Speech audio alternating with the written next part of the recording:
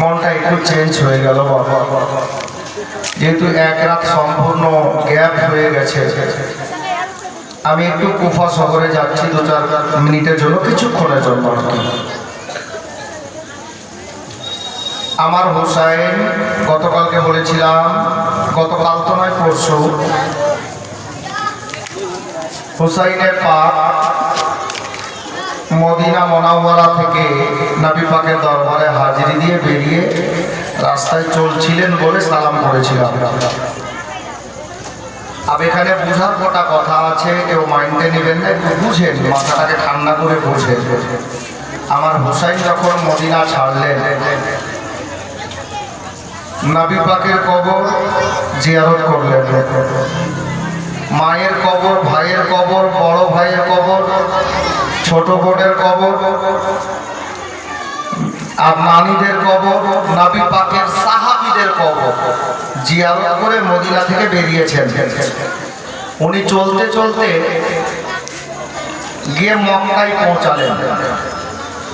মক্কাতে ব্যাডিং পত্র রেখে দিয়ে, মক্কাটা তো আর অপরিচিত জায়গা নয়, ওনাদের বাপদাদার জন্মভূমি, হযরতে আবু তালিবের জন্মভূমি, দয়ার নবীর জন্মভূমি, মা ফাতেমা জান্নাত রানীর জন্মভূমি, ইমাম হোসেনের মায়ের।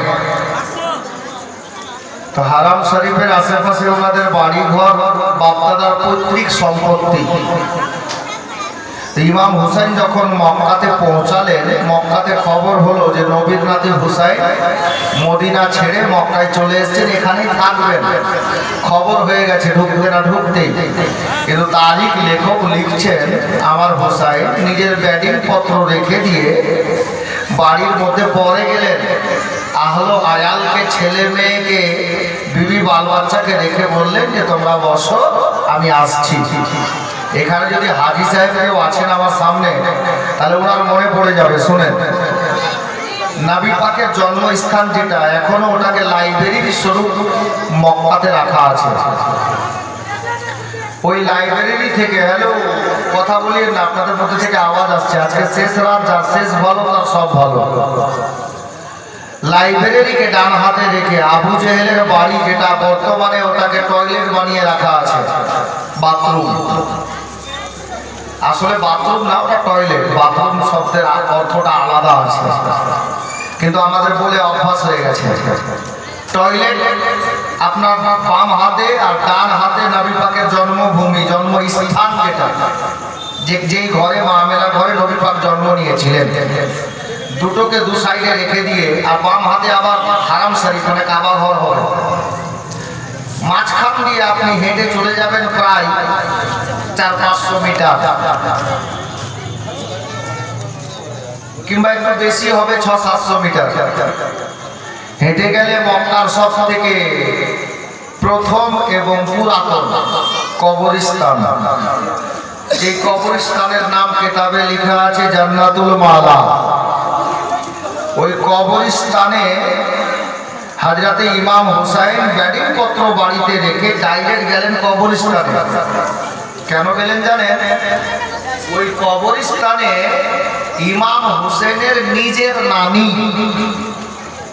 মানে মা খাদিজাতুল কুবরা, মা ফাতেমার মা, উনার কবর ওই কবরস্থানে আছে।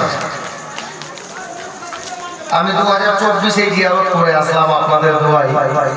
ওটা একটা চিহ্ন দেওয়া আছে এখনো, যিনারা চিনেন ওনারা যাচ্ছেন জিয়ারত করতে।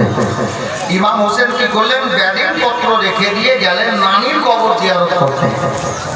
নানির কবর জিয়ারত করলেন এবং ওখানে যত কবর ছিল জিয়ারত করে উনি বাড়িতে আসলেন মক্কাতে।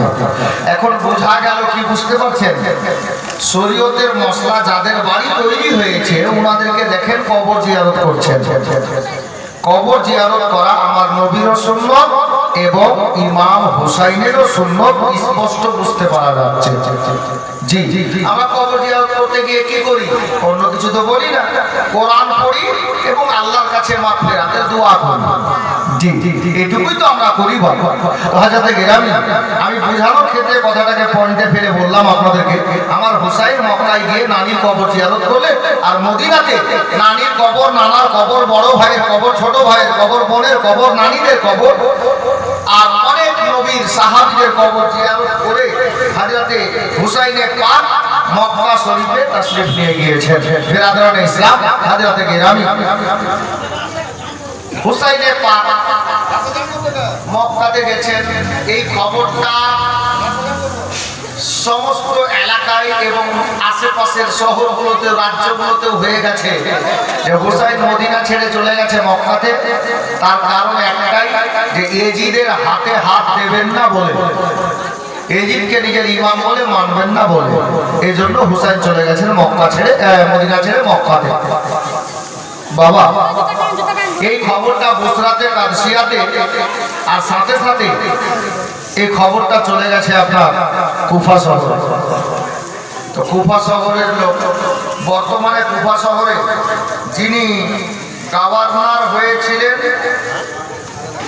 ওই গভর্নরটার নাম কিতাবে লেখা আছে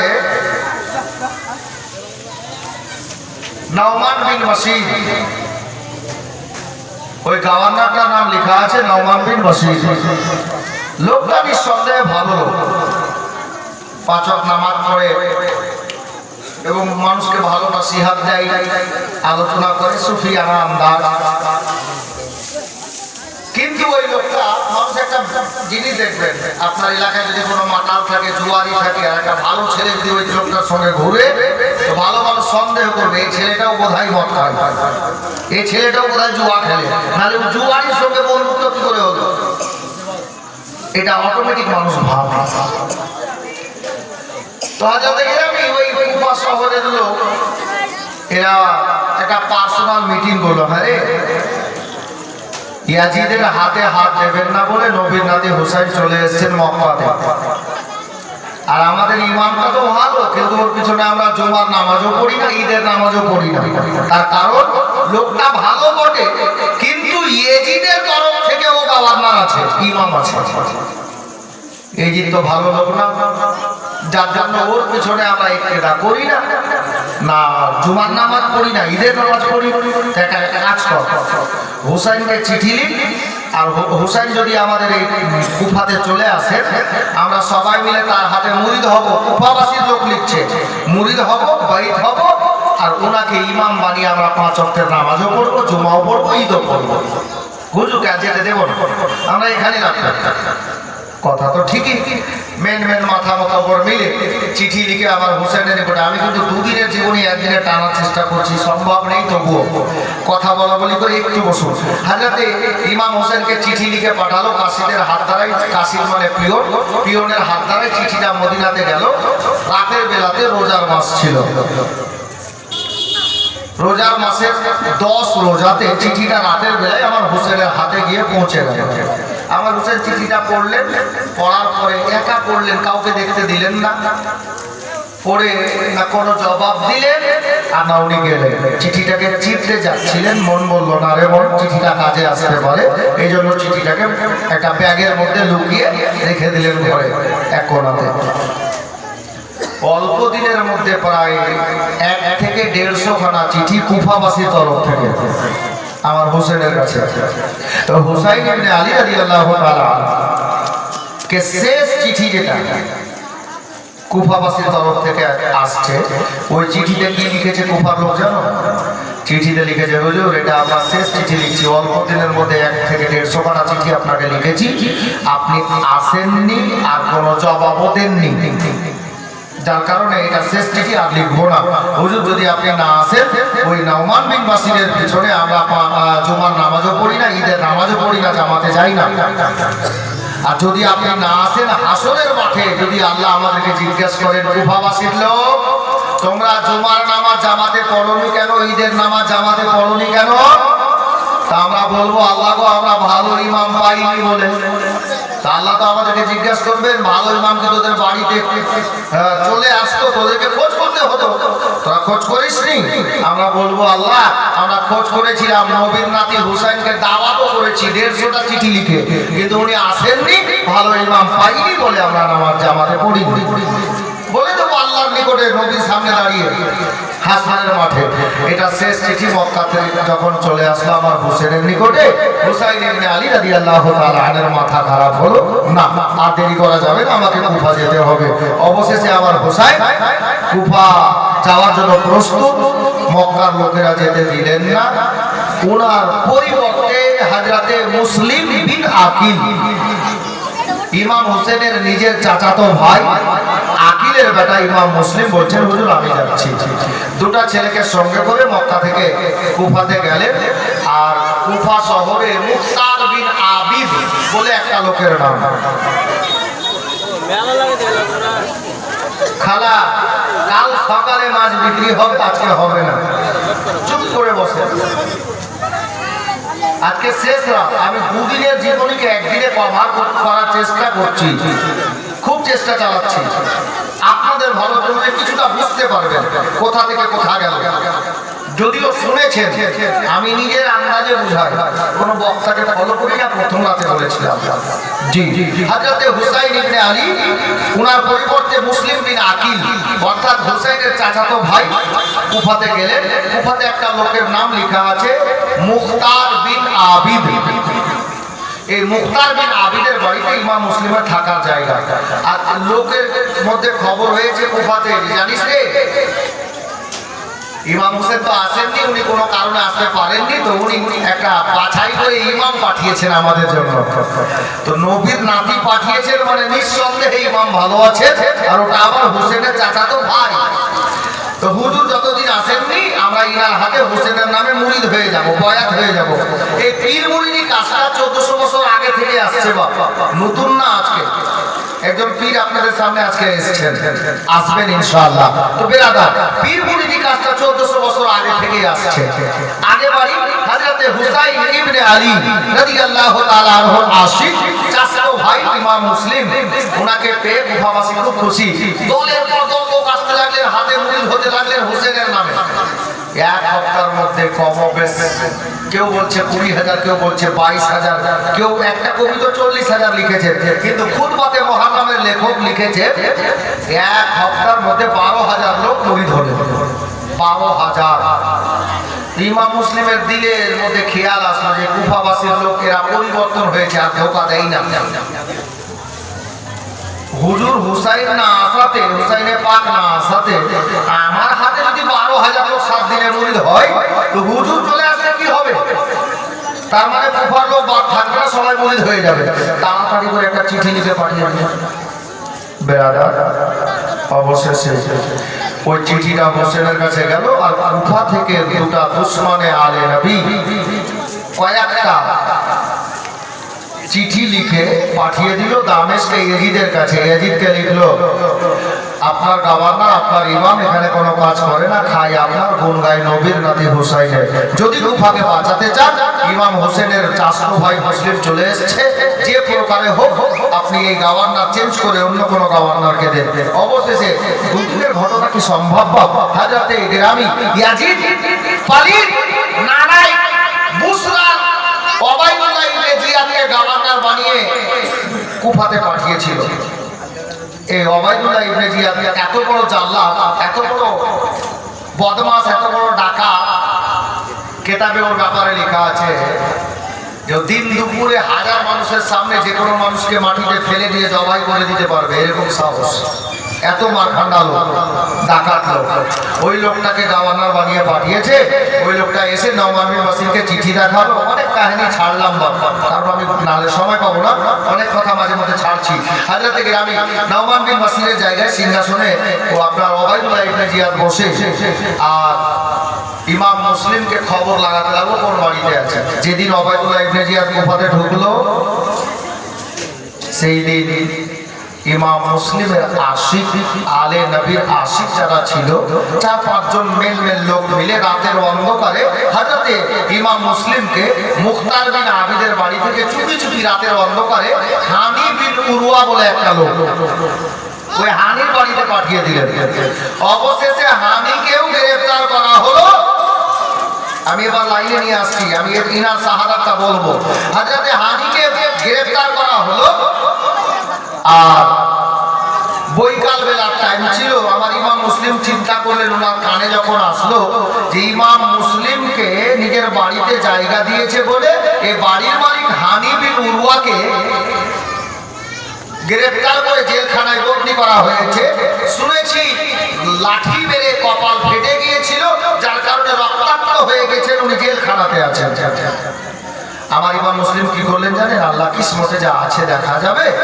কাজী শাহী বলে একটা লোক আর ওই আপনার কুফাতে ছিল, হানি বিন উরওয়ার বাড়ির আশেপাশে ওই কাজী শাহীর বাড়িতে, কাজী সাহেবের বাড়িতে ইমাম মুসলিম নিজের দুইটা বেটা ইব্রাহিম ও মোহাম্মদ, বড় বেটা মোহাম্মদ, ছোট বেটা ইব্রাহিম, এই মোহাম্মদ ও ইব্রাহিমকে ওনার বাড়িতে পৌঁছে দিলেন যে কাজী সাহেব আমার ছেলে দুটো তোমার বাড়িতে থাক।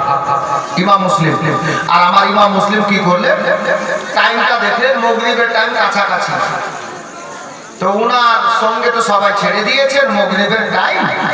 উনি চিন্তা করলেন আল্লাহ কিসমতে যা আছে আছে, এই বাড়িতে বসে না থেকে বাড়ির মালিকটাও তো জেলখানাতে চলে গেল, তো আমি আর দেরি করবো না, যাই কুফা জামে মসজিদে যাই, কমপক্ষে জামাত সহকারে মাগরিবের নামাজটা তো পড়ি। এই হিসাবে উনি চলে গেলেন কুফা জামে মসজিদে। আল্লাহ আল্লাহ। বেরাদার বাবারা, ভাইয়েরা, মা বোনেরা, আমার ইমাম মুসলিম রাদিয়াল্লাহু তাআলা আনহু কুফার জামে মসজিদে নামাজে মাগরিব আদায় করার জন্য হাজির হলেন। কুফার জামে মসজিদটা এত বড় রে বাবা, রাইটার লিখেছেন কম করে 500টা লোক একই সঙ্গে একই জামাতের ভিতরে নামাজ আদায় করতে পারবে, এত বড় কুফার জামে মসজিদ। আল্লাহু আকবার কবীরা। ইমাম মুসলিম ইমাম হয়ে দাঁড়ালেন, মসজিদ ভরা লোক 3 রাকাত ফরজ নামাজের নিয়ত বেঁধেছে। আল্লাহু আকবার কবীরা। যখন 3 রাকাত নামাজ মুকাম্মাল হলো, ডানে সালাম বামে সালাম, ইমাম মুসলিম সালাম ফিরিয়ে দিয়ে যদিও বাবা নিজের মুখখানাকে পিছন ফিরে তাকাচ্ছে, দেখতে পাওয়া গেল মসজিদ ভরা লোক একটাও মসজিদে নাই, একটাও দেখতে পাওয়া যাচ্ছে না। আমার ইমাম মুসলিম চিন্তায় পড়ে গেলেন, আল্লাহ গো, মসজিদ ভরা লোক আমার পিছনে ইক্তেদা করে মাগরিবের নামাজ আদায় করতে লাগলো, আর সালাম ফিরিয়ে দেখছি লোকগুলো একটাও নাই, লোকগুলো গেল তো গেল কোথায়? আল্লাহু আকবার কবীরা। আমার ইমাম মুসলিম চিন্তা ভাবনা করলেন, কিন্তু বাবা উনি দেখতে পেলেন না কোন লোককে। অবশেষে যা হলো হলো, নিজের নামাজটা তো মুকাম্মাল করি, সুন্নাত নফল আদায় হলো। ইমাম মুসলিম মসজিদ থেকে বেরোচ্ছেন, দেখতে পাওয়া যাচ্ছে উযুখানার হাউজে বসে একটা আল্লাহর বান্দা উযু তৈরি করছে। ইমাম মুসলিম দাঁড়িয়ে গেলেন, লোকটাকে জিজ্ঞেস করবো উযু করা হলে। ইমাম মুসলিম রাদিয়াল্লাহু তাআলা আনহু ওই লোকটার উযু করা হলো, জিজ্ঞেস করছে আল্লাহর বান্দা, জি বলুন। বলে হ্যাঁ, মসজিদ ভরা লোক কোথায় গেল? বলে হুজুর কেন? বলে তারা জামাতে তো সবাই ছিল, আমি দেখলাম একই জামাতে প্রায় 500 লোক প্লাস। আরে এরা কোথায় পালালো? বলে বাড়ি পালিয়ে গেছে হুজুর। ওই লোকটা বলছে বাড়ি পালিয়ে গেছে। বাড়ি পালিয়ে গেছে তার মানে আরে গ্রামে কি কারোর বাড়িতে আগুন লেগে গেছে? শরীয়তের মশলা আছে বুঝলেন, যদি জামাত চলছে আর যদি কোনো বাড়িতে আগুন লেগে যায় তাহলে আপনাকে জামাত ছেড়ে যাওয়ারও হুকুম আছে। জি, এটা মশলা বললাম। আল্লাহ আল্লাহ। আমার বাবারা ভাইরা, ইমাম মুসলিম রাদিয়াল্লাহু তাআলা আনহু উনি জিজ্ঞেস করছেন আল্লাহর বান্দারে, গ্রামে কি কারো বাড়িতে আগুন লেগে গেছে? বলে না। বলে তাহলে কেন পালালো? আল্লাহু আকবার কবীরা। সেই লোকটা বলল হুজুর গো, একটা এলান শুনে পালিয়েছে। কি এলান রে? বলে ইমাম হোসেনের চাচাতো ভাই ইমাম মুসলিম বলে একটা লোক কুফাতে এসেছে, ওই ইমাম মুসলিমকে যারা বাড়িতে জায়গা দেবে ওয়াবাইদুল্লাহ ইবনে জিয়াদ এলান করে দিয়েছে। আল্লাহু আকবার কবীরা। সরকারি এলান হয়েছে, ইমাম মুসলিমকে যারা বাড়িতে জায়গা দেবে গো, তাদেরকে ধরে নিয়ে তাদেরকে গ্রেফতার করে তাদের মাথাটা কেটে ওই আপনার তাদের বাড়ির দরজায় টাঙিয়ে দেওয়া হবে, বাড়ি ঘর ভেঙে মাটিতে মিলিয়ে দেওয়া হবে, মিসমার করে দেওয়া হবে। যার কারণে কুফার লোকেরা ইমাম মুসলিমকে নিজের বাড়িতে জায়গা দেবে না বলে এই মসজিদ থেকে বাড়ি পালিয়ে গেছে। হে বেরাদার, হযরত ইমাম মুসলিম বললেন, হে আল্লাহর বান্দা, তুমি কেন আছো? তুমিও পালিয়ে যেতে। তখন ইমাম মুসলিমকে ওই লোকটা বলছে, হুজুর সত্যি আমিও পালিয়ে যেতাম, কিন্তু আমি জামাত পাইনি, আমার জামাত ফেল, যার কারণে আমি আছি। বেরাদার, বাবারা, ভাইরা, মা বোনেরা, ইমাম মুসলিম মসজিদ থেকে বেরোলেন মাগরিবের নামাজের পরের ঘটনা। মাগরিবের নামাজে নামাজ শেষ করে যেমন বাড়ি আপনার মসজিদ থেকে বাইরে বেরিয়েছেন, ইমাম মুসলিম চিন্তা করলেন এবার কার বাড়িতে যাব। যেই লোকটা বাড়িতে জায়গা দিয়েছিল, লোকটা জেলখানায় বন্দী হয়ে গেছে। বাবারা, ভাইরা, ইমাম মুসলিম মসজিদ থেকে বেরিয়ে চিন্তা করলেন, আল্লাহ তুই নজর যেদিকে যাবে চলে যাব, কিসমতে যা আছে ঘটবে, নিজের জানের পারওয়া করি না আল্লাহ গো। তবে আমি ইমাম হোসেনকে যে চিঠি লিখে দিয়েছি, ওগো পরওয়ারদিগার আল্লাহ তুমি দয়া করো, আমার ইমাম হোসেন নবীর নাতি যেন কুফাতে না আসে। বাস্তবে কুফার লোকেরা ধোঁকা দিয়ে দিল। এ বেরাদার, আমার ইমাম মুসলিম সন্ধ্যার পরে বেরিয়ে বাবা একটা রাস্তা ধরে চলতে লাগলেন। দুই নজর যেদিকে যাবে চলে যাব। চলতে চলতে আমার ইমাম মুসলিমকে বাবা পিপাসা লেগে গেল। পিপাসা লেগে গেছে বাবা, কোনো বাড়ির দরজা খোলা দেখতে পাওয়া যাচ্ছে না। মা বোনেরা, কিন্তু সমস্ত বাড়ির লোক বাবা জেগে আছে, বাড়ির মধ্যে আলো জ্বলে না, অন্ধকার ছেয়ে আছে। লোক সবাই জেগে আছে। যেমনই দরজা, কোন কোন বাড়ি দরজাতে আমার ইমাম মুসলিম যাচ্ছেন, আওয়াজ লাগাচ্ছেন, কোন লোক সারা শব্দ করে না। হুজুরকে পিপাসা লেগেছে বাবা, আল্লাহু আকবার কবিরা। হুজুরের চোখে পানি এসেছে, আল্লাহ এই কুফাবাসীর লোকেরা অবশেষে ধোঁকা দিয়ে দিল। আল্লাহু আকবার কবিরা। চলতে চলতে বাবা রাতটা গভীর হয়ে গেল, 10টা 11টা বেজে গেছে। আমার ইমাম মুসলিম একই মতো রাস্তা চলতে আছে, কোন বাড়ির দরজা খোলা নয়। শহরে চলতে আছেন রে বাবা। ইমাম মুসলিম দেখতে পেলেন বাবা ওই দূরে রাস্তার ধারে একটা বারান্দাতে কোন একটা মানুষ হাতে একটা আলো নিয়ে আছে। আলোটাকে মাঝে মধ্যে সামনে করছে, রাস্তার দিকে কিছু খোঁজ করছে, আবার আলোটাকে ছোট করে নিজের পিছনে নিজের আপনার সাইডে লুকিয়ে নিচ্ছে। ইমাম মুসলিম চিন্তা করলেন, আল্লাহ ওটা মনে হচ্ছে কোন একটা আল্লাহর বান্দা বা বান্দি আছে, যাওয়া যাক, কাছে যাওয়া যাক, যদি একটু পানি পাওয়া যায়। ইমাম মুসলিম হাঁটতে হাঁটতে বাবা যেমনই কাছে এসেছে, একটা মেয়ে মানুষ ডাক দিয়ে উঠলো, রে বেটা বেলাল, বেলাল রে আসলি নাকি রে বেটা? দেখতে পাওয়া গেল বেলাল নয়। আমার ইমাম মুসলিম বুঝতে পারলেন এটা মেয়ে মানুষের শব্দ, আর বেটা বেলাল মানে এটা বেলালের মা। ইমাম মুসলিম ডাক দিয়ে বললেন, বেলালের মা গো, আমি তোমার বেটা বেলাল না। একটা কথা বলো তো আল্লাহর বান্দি। কি কথা গো আল্লাহর বান্দা? বলে বারান্দায় বসে তুমি আলোটা সামনে করছো, আর আলোটাকে আবার ছোট করে কিছু দেখার পরে নিজের সাইডে লুকিয়ে নিচ্ছ, পিছনে লুকিয়ে নিচ্ছ, ব্যাপারটা কি? বেলালের মা বলল, ওগো আল্লাহর বান্দা শোনো, আমার একটাই মাত্র ছেলে, ওই ছেলেটা ইয়াজিদের আপনার কি বলে ওবায়দুল্লাহ ইবনে জিয়াদের দরবারে কাজ করে। একটাই ছেলে, ওবায়দুল্লাহ ইবনে জিয়াদের দরবারে কাজ করে। ছেলেটা প্রতিদিন সন্ধ্যা রাতে বাড়ি চলে আসে। আজকে রাতটা গভীর হয়ে যাচ্ছে, রাতটা বেশি হয়ে যাচ্ছে, লোক ছেলেটা বাড়ি আসছে না। আমি যার কারণে এ বারান্দায় বসে আমি ছেলেটার অপেক্ষা করছি। আমার একটাই ছেলে। বেলালের মা রে, বুঝলাম তোমার একটাই ছেলে, ওবায়দুল্লাহ ইবনে জিয়াদের দরবারে কাজ করে, তবে আলোটাকে সামনে করে বড় করে রাস্তা তাকাচ্ছ, রাস্তা দেখছো, আর ছোট করে আলোটাকে লুকিয়ে নিচ্ছ কেন? তার কারণটা কি?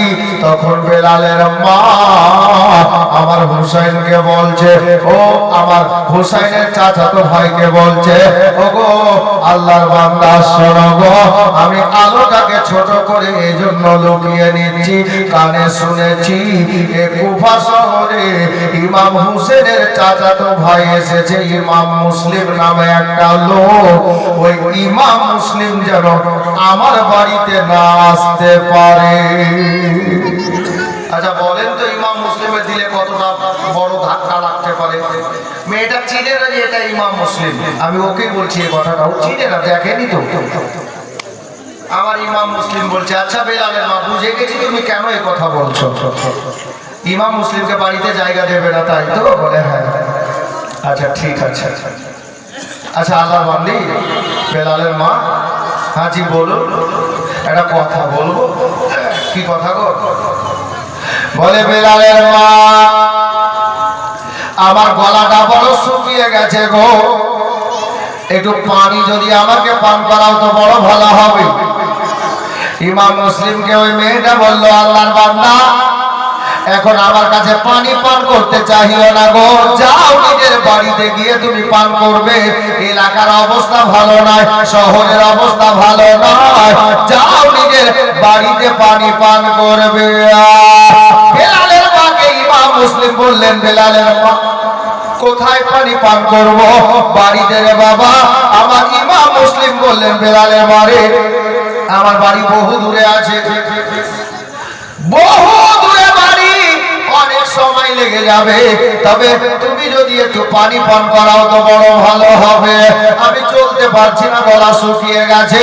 এ বেরাদার বাবারা, ভাইরা, মা বোনেরা, বেলালের মায়ের দয়া হলো, ঠিক আছে আল্লাহর বান্দা বসো, আমি পানি আনছি। ইমাম মুসলিম বারান্দায় বসে গেলেন। বাবা বেলালের মা বাড়ির মধ্যে গেলেন, একটা লোটায় করে, ঘটিতে করে, বর্তনে করে পানি নিয়ে আসলেন। হে আল্লাহর বান্দা পানি পান করলে। আমার ইমাম মুসলিম রাদিয়াল্লাহু তাআলা আনহু পানিখানা পান করলেন বাবা, আর পানি পান করে বেলালের মাকে দিলেন। বেলালের মা, নাও তোমার বর্তনটা নাও।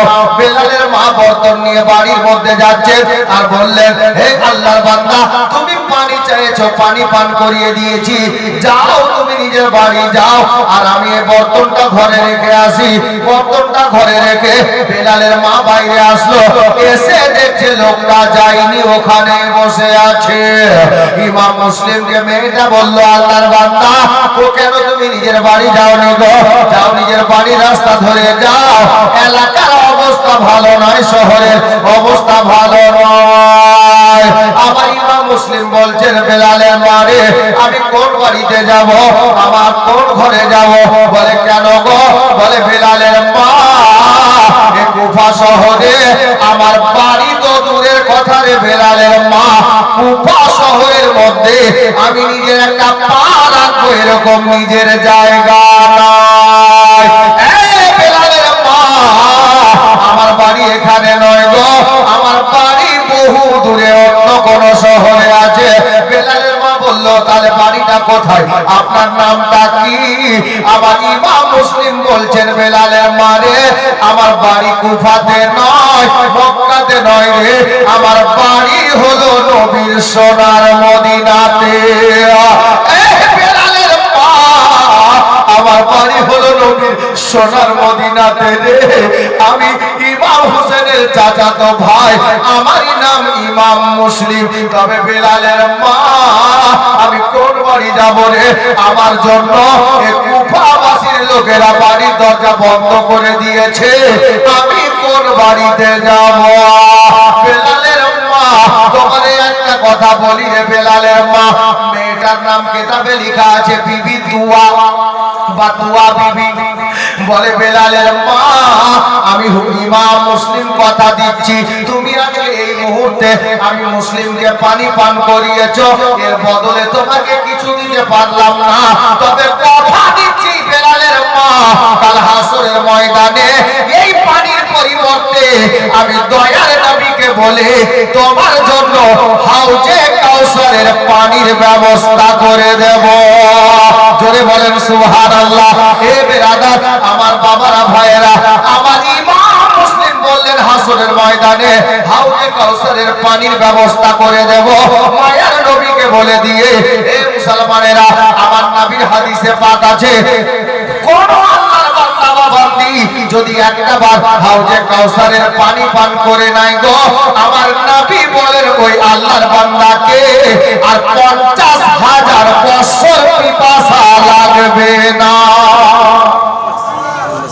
একবার হাউজে কাউসার পান করে নিলে তাকে আর 50,000 বছর পিপাসা লাগবে না। বেরাদার, বেলালের মা এই মুহূর্তে বললেন, হুজুর আপনি ইমাম মুসলিম? বলে হ্যাঁ। আমার বাড়ি শহরে না, নবী সোনার মদিনাতে, হাজরাতে গ্রামে। বেলালের মা বললেন, হুজুর মাফ করবেন, আমি অনেক বড় ছোট কথা শুনিয়েছি আপনাকে, তবে হুজুর বেয়াদবি হলে ক্ষমা করবেন হুজুর। আর আপনাকে কোথাও যাওয়া লাগবে না, আপনি আর কোথাও যেন না হুজুর। বলে বেলালের মা, কেন যাব না রে? বেলালের মা বললেন, হুজুর গো, আপনার জন্য কুফার সমস্ত বাড়ির দরজা বন্ধ হয়ে গেছে, আসেন হুজুর আমার বাড়িতে মেহমান হয়ে যান, আপনাকে আর যাওয়া লাগবে না, কপালে যা আছে হবে। আপনাকে আমার বাড়িতে আমি মেহমান বানিয়ে নিব, আমি মেজবান হয়ে যাব, আপনি চলেন আমার বাড়িতে। বিবি দুয়া আমার ইমাম মুসলিমকে নিজের বাড়িতে নিলেন। বাবা একটা ফাঁকা রুমে আল্লাহু আকবার কাবীরা হুজুরের জন্য বিছানা করলেন, পাহাড় দুয়ার পানি দিলেন, হুজুরকে বিছানা করে দিলেন। হুজুর বসেন, বাড়িতে যা খাবার ছিল বাবা ওই খাবারটুকু থালায় খুলে নিয়ে হুজুরের সামনে রাখা হলো। আমার ইমাম মুসলিম বললেন, বিবি দুয়ারে এই খানার দিকে যেমনই তাকালেন, আল্লাহু আকবার কাবীরা, সারা দিন চলে গেল, সারা রাত চলে গেল। এই বেরাদার, রাতটা গভীর হয়ে গেছে। ইমাম মুসলিম খানার দিকে তাকিয়ে এতিম দুটা বেটার কথা মনে পড়ে গেল, যে বেটা দুটার মা নাই গো। ইমাম মুসলিম খানার দিকে তাকিয়ে চিন্তা করলেন, আল্লাহ আমি আমার দুটা মা হারা বেটাকে কাজী সাহেবের বাড়িতে ছেড়ে এসেছি, জানি না খাবার খেয়েছে কি না। আমার ছেলে দুটি যদি খানা না খেয়ে থাকে, আমি বাবা হয়ে কোন মনে কোন প্রাণে খানা খাবো? হে বেরাদার, বাবা কার নাম খেয়াল করেন বাবা? ইমাম মুসলিম বিবি দুয়াকে ডাক দিয়ে বললেন, রে বিবি দুয়া, আমার খানা লাগবে না রে, আমাকে খিদা নাই রে, যাও খানা নিয়ে তুমি চলে যাও।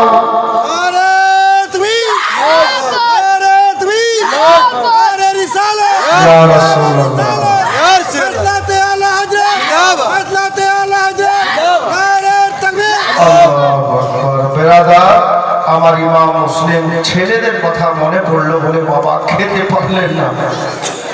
অনেক বাবা ভাই আছেন, বাবাকে খাওয়া দিচ্ছেন না গো। বাবাকে দেখেন, ছেলে দুটোর কথা মনে পড়েছে না, বাবা খেতে পারলেন না। বিবি তোয়াকে বললেন, বিবি রে, এই তোয়া, বেলালের মা খানাটি নিয়ে যাও, আর খাওয়া লাগবে না। বাবারা, ভাইরা, মা বোনেরা, অবশেষে আমার ইমাম মুসলিম রাদিয়াল্লাহু তাআলা আনহুকে বিবি তোয়া বললেন, বেলালের মা বললেন, হুজুর কথা বলবেন না, আপনার যা দরকার পড়বে আমি রাতের বেলায় আপনার এই ঘরের দরজাতে মাঝে মধ্যে আসবো, আপনি বাইরে আসবেন না, আমাকে বলবেন, আমি এনে দেব, কারণ এলাকার অবস্থা ভালো নাই। এই বলে হুজুরকে ঘরের মধ্যে রাখলেন।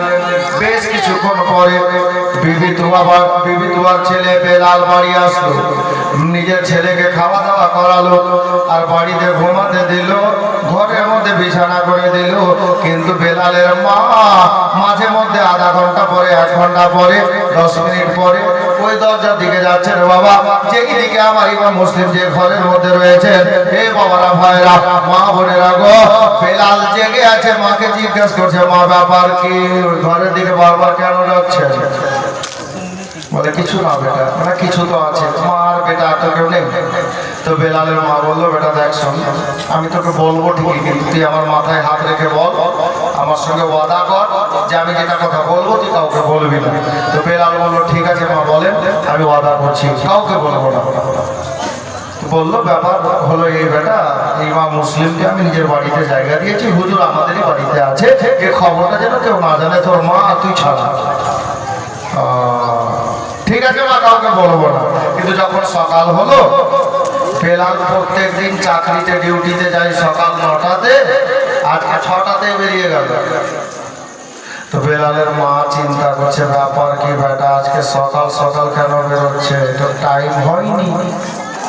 তো বেলালের মা বলছে, হ্যাঁ রে, তুই প্রতিদিন যাস সকাল 9টাতে, আজকে 6টাতে কেন বেরোচ্ছিস? বলে, মা আর বলিয়ে না, ওবায়দুল্লাহ ইবনে জিয়াদের দরবারে আমি চাকরি করি না, আজকে একটু কাজকর্ম বেশি আছে, যার জন্য সকাল সকাল ডেকেছে। তো ঠিক আছে বেটা যা। তো বেলালকে ঘর থেকে বের করার টাইমে বেলালের মা ইশারা করে বলছে, বেটা শোন, রাতের কথাটা কেউ যেন না জানে, কাউকে বলিস না। তো বেলাল বলছে, মা মাথা খারাপ আছে, আমি কাউকে বলবো না, কাউকে বলবো না বলে বেলাল কিন্তু চলে গেল। বেলালের মা দরজা লাগালেন। আর কিছু দূর যাওয়ার পর দেখছে 20-22টা লোক ঘোড়া নিয়ে ওবায়দুল্লাহ ইবনে জিয়াদেরই সৈন্য, ইজিদি সৈন্য চলে আসছে। বেলাল হেঁটে যাচ্ছিল, ওই লোকগুলোকে দাঁড় করালো, এই দাঁড়াও। দাঁড়ালো, বলে, হ্যাঁ রে, তোরা কোথায় যাবি? তো বেলালকে তারা বলছে, ইমাম মুসলিমকে খোঁজ করতে। তো বেলাল লাগলো হাসতে, হ্যাঁ তোরা সত্যি ইমাম মুসলিমকে খোঁজ করতে যাচ্ছিস? বলে, হ্যাঁ। বলছে, যা। তার মানে? তো বেলাল বলছে, তোরা যদি 6 মাস ধরে খোঁজ করিস তবুও পাবি না। বেলাল বলছে সরকারি লোকগুলোকে, সৈন্যগুলোকে, তোরা যদি 6 মাস ধরে খোঁজ করিস তবুও মুসলিমকে পাবি না। তার মানে আবার কি বললাম, তোরা পাবি না, যা। তো লোকগুলো অসুস্থ হলে গেলেও, আপনার কি বলে, অশিক্ষিত হলে গেলেও আউট নলেজ তো আছে। হ্যাঁ, আল্লাহ আল্লাহ। বেরাদার, ওই 20-22টা লোক বলছে, বেলাল তোর কথার ধরন কিন্তু আলাদা। তার মানে এটা বুঝতে পারা যাচ্ছে যে ইমাম মুসলিম কোথায় আছে তুই জানিস। তো বেলাল বলছে, জানি, কিন্তু বলবো না। আরে কেমন কথা, তুই যে দরবারে চাকরি করিস, আমরা ওই দরবারেরই চাকরি করি, তুইও ওবায়দুল্লাহ লোক, আমিও ওবায়দুল্লাহ, আমরাও ওবায়দুল্লাহ লোক, তো বলবি না কেন? তো বেলাল বলছে, এজন্যই বলবো না যে আমাকে আমার মা বলতে নিষেধ করেছে। আচ্ছা বলেন তো বাপ, বলতে বাকি রাখলো, কে নিষেধ করেছে? মা। তার মানে বোঝা কি গেল? বলে, বেলাল রে, স্পষ্ট হয়ে গেল, তার মানে হচ্ছে ইমাম মুসলিম তোদেরই বাড়িতে আছে। বেলাল বলল, ঠিকই বুঝেছো, আমাদের বাড়িতে আছে, যাও তোমরা যাও। বেলাল বলছে, আমাদের বাড়িতে যাও, ইমাম মুসলিমকে তোমরা গ্রেফতার করে নাও। তবে একটা কথা, তোমরা যাবে আমার বাড়িতে ইমাম মুসলিমকে ধরার জন্য, গ্রেফতার করার জন্য, কিন্তু আমার মা যেন না জানতে পারে যে আমি তোমাদেরকে বলেছি। বন্ধু কোথাকার, তোর মা তো এমনিতেই বুঝে যাবে যে তুই পাঠিয়েছিস। ওই সরকারি লোক 20-22টা লোক যাচ্ছে, একটা রাস্তা দিয়ে যদি 20-22টা ঘোড়া একসঙ্গে চলে তো বলেন পায়ের একটা শব্দ হবে। অল্প দূরে এসেছে, ওই ঘোড়ার পায়ের শব্দ খটখট খটখট করে বাবা আমার ইমাম মুসলিম বিছানায় জেগেছিলেন, ওনার কানে পৌঁছে গেল। আর ঘোড়ার পায়ের শব্দগুলো কাছাকাছিতে চলে আসলো। এই বেরাদার, বাবারা, ভাইরা, মা বোনেরা, ইমাম মুসলিম বিছানাতে লম্বা হয়ে আরাম করছিলেন বাবা। আর কোমরে যেটা তালোয়ার ছিল, তালোয়ারটা বালিশের তলায় রাখা ছিল। এই তালোয়ারের ওজন পর্যন্ত কিতাব লেখক বলছেন 3 থেকে 3.5 কেজি ওজন। এত বড় তালোয়ার বিছানার নিচে রাখা ছিল বালিশের তলাতে। ইমাম মুসলিম উঠে বসে গেলেন আর তালোয়ারখানা বের করে বালিশের উপরে রেখে দিলেন। আর চিন্তা করছেন, আল্লাহ গো, সত্যিকারে যদি আমাকে তারা ধরতে আসে তাহলে এই তালোয়ারখানা আজকে আমি কাজে লাগিয়ে দেব। এই বলে ইমাম মুসলিম রাদিয়াল্লাহু তাআলা ঘরের মধ্যে বসে আছেন বাবা। আর ওই 20-22টা সৈন্য সামন্ত এসে ওই আপনার কি বলে বিবি দুয়ার বাড়িখানা চতুর সাইড থেকে বাবা ঘিরাও করে নিল। সরকারি লোক গেল গেটে, হ্যাঁ বেলালের মা দরজা খুলো। বেলালের মা আসলো, দরজা খুললো। আর যেমন দরজা খুলেছে অল্প করে দরজা খুলে বলছে, হ্যাঁ গো তোমরা কে? বলে, আমরা সরকারি লোক। আমার বাড়িতে কেন তো? আচ্ছা বেলালের মা, শুনলাম নাকি তোমার বাড়িতে ইমাম মুসলিম আছে। ইমাম মুসলিম আছে আমাদের বাড়িতে, ওনার মাথা চলে গেছে, যেটা বেলালের কাজ, অন্য কারণ না। আমার ছেলে ছাড়া কেউ বলেনি, কারণ কেউ তো জানে না, আমি আর আমার ছেলে ছাড়া। তো বেলালের মা কথাটাকে ডানবাম করার চেষ্টা করছেন। হ্যাঁ গো, আমার বাড়িতে ইমাম মুসলিম আছে, কে বললো? কোনো প্রমাণ আছে? হ্যাঁ, কে বলেছে আমার বাড়িতে ইমাম মুসলিম আছে? তো বেলালের কথাটা তো তারা বলছে না, কারণ ওয়াদা করেছে বেলালের নাম বলবে না রাস্তাতে। তো বেলালের মাকে বলছে, বেলালের মা শোন, অত কিছু বলা দরকার নেই, দুটা কথা। কি বলে, তোর বাড়িতে ইমাম মুসলিম আছে কি না, হ্যাঁ আর নায়ে উত্তরটা দিয়ে দে বাস। যদি থাকে তো বল যে হ্যাঁ আছে, আর না থাকে তো বল যে না, খেলা শেষ, গল্প শেষ। আল্লাহ আল্লাহ। বেরাদার আমার মা বোনেরা গো, ইমাম মুসলিমের আশিকা মেয়েটা আলে নবীকে হুসাইন ইবনে আলীর চাচাতো ভাইকে কত ভালোবাসেন, নবী বংশের ফুলকে গো। বেলালের মা চিন্তা করলেন, আল্লাহ আলে নবীকে বাড়িতে জায়গা দিয়েছি, হুসাইনের চাচাতো ভাইকে বাড়িতে জায়গা দিয়েছি, কুরাইশ বংশের নওজওয়ানকে বাড়িতে জায়গা দিয়েছি, এটা নবী বংশের ফুল আছে। আর যদি এখন জায়গা দিয়ে বলি যে আমাদের বাড়িতে ইমাম মুসলিম আছে, তাহলে আমি বিবি দুয়ার এটা গাদ্দারি করা হবে যে বাড়িতে রেখে হুজুরকে ধরিয়ে দিল, এটা গাদ্দারি হয়ে যাবে। আর যদি বলি যে না নেই, তাহলে হুজুরকে বাড়িতে রেখে মিথ্যা বলা হবে। মিথ্যা বলা আল্লাহ পছন্দ করেন না, নবী পছন্দ করেন না।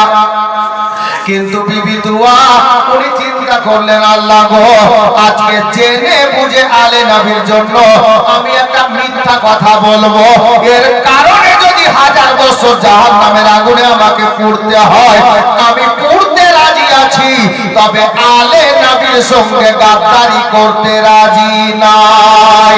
এ বেরাদার বাবারা ভাইরা, বিবি দুয়া না বলতে যাবে, জেনে বুঝে বলবেন না।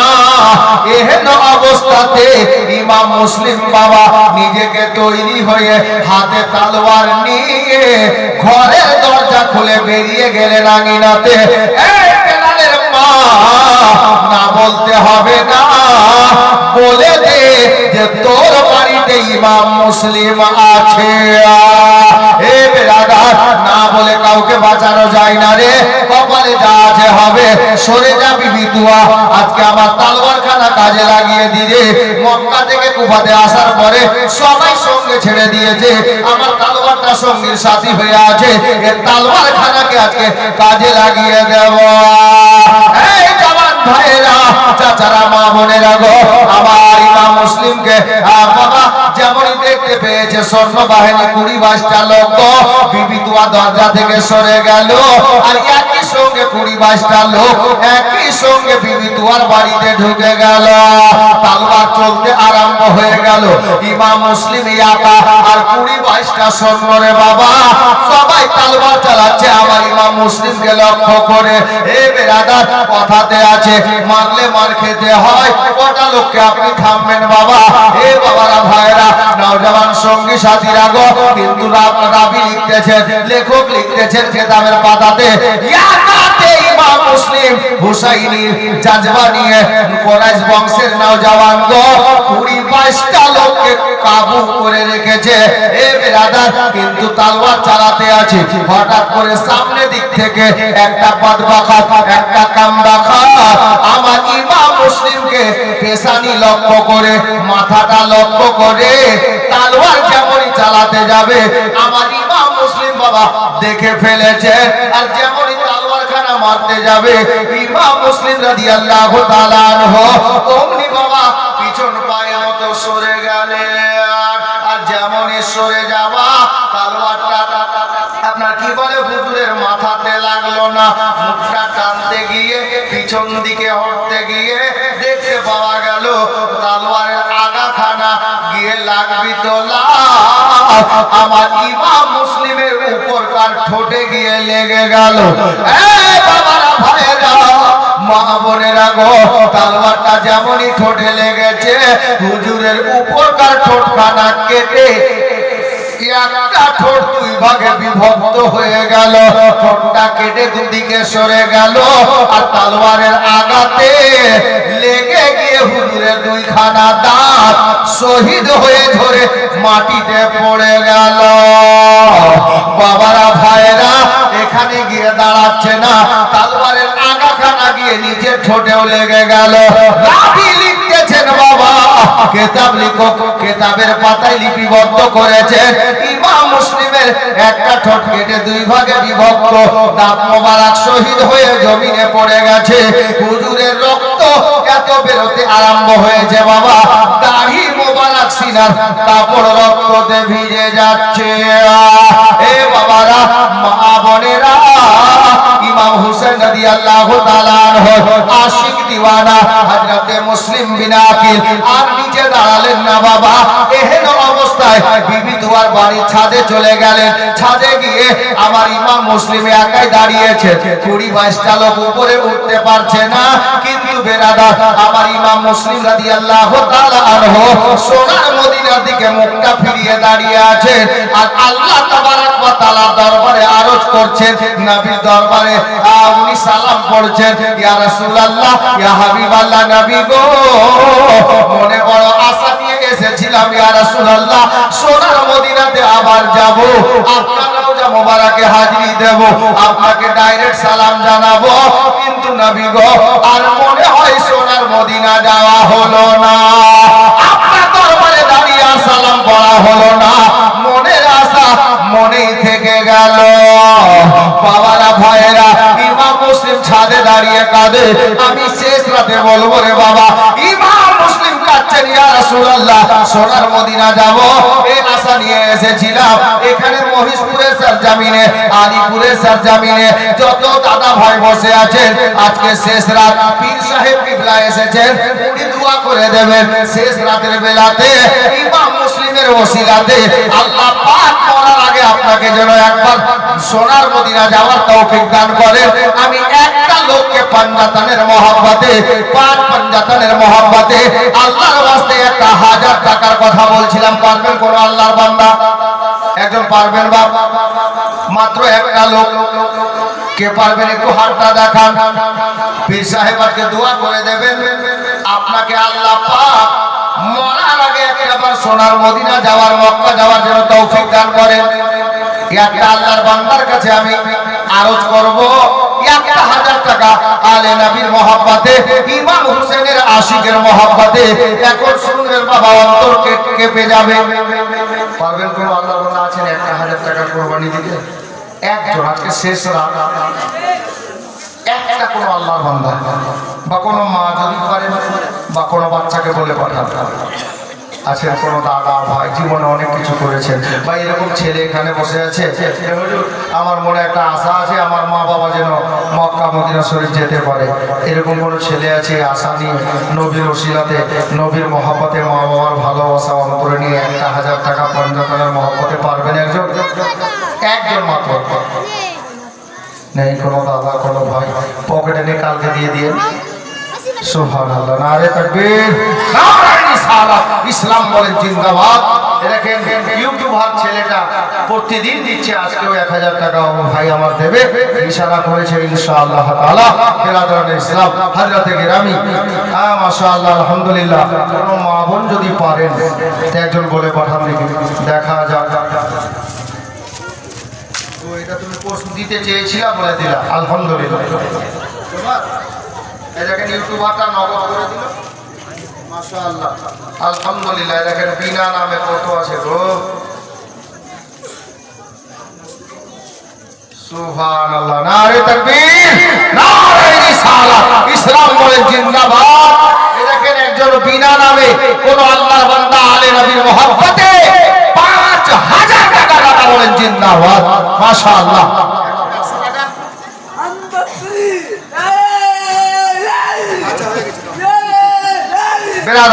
হযরতে গিরামি, ঠিক আছে, যাও যাও। বেরাদার হযরতে গিরামি মুআজ্জাজ, তো এক একটা ইউটিউবার ভাই 1000 টাকা দিয়েছে, একজন আল্লাহর বান্দা বিনা বলাতে পাঞ্জাতনের মহব্বতে 5000 দিয়েছে। আমার মন বলছে 5000 এর জোড়া আরো একটা হয়ে যাবে। পারবেন কেউ? 5000 পারবেন? আমি শুধু একটা লোককে বলেছিলাম 1000 ইউটিউবার ছেলেটা দিয়েছে, ও আবার এখানকার নয়, অন্য কোনো গ্রামের ছেলে। সুবহানাল্লাহ। তো একটা কোনো আল্লাহর বান্দা যদি আর থাকেন যে 5,000 টাকা আপনি আলে নবীর মহব্বতে দেবেন, পকেটে নেই তো হাত দেখা যে হুজুর কালকে বা পরশু কমিটির ছেলেদেরকে দিয়ে দেব। পাঞ্জাতনের বস্তা। পাঞ্জাতন কাকে বলে? নবী পাক, হযরতে আলী, মা ফাতেমা, ইমাম হাসান, ইমাম হোসেন, ইনাদেরকে পাক পাঞ্জাতন বলে। জি জি জি জি বিরাদার।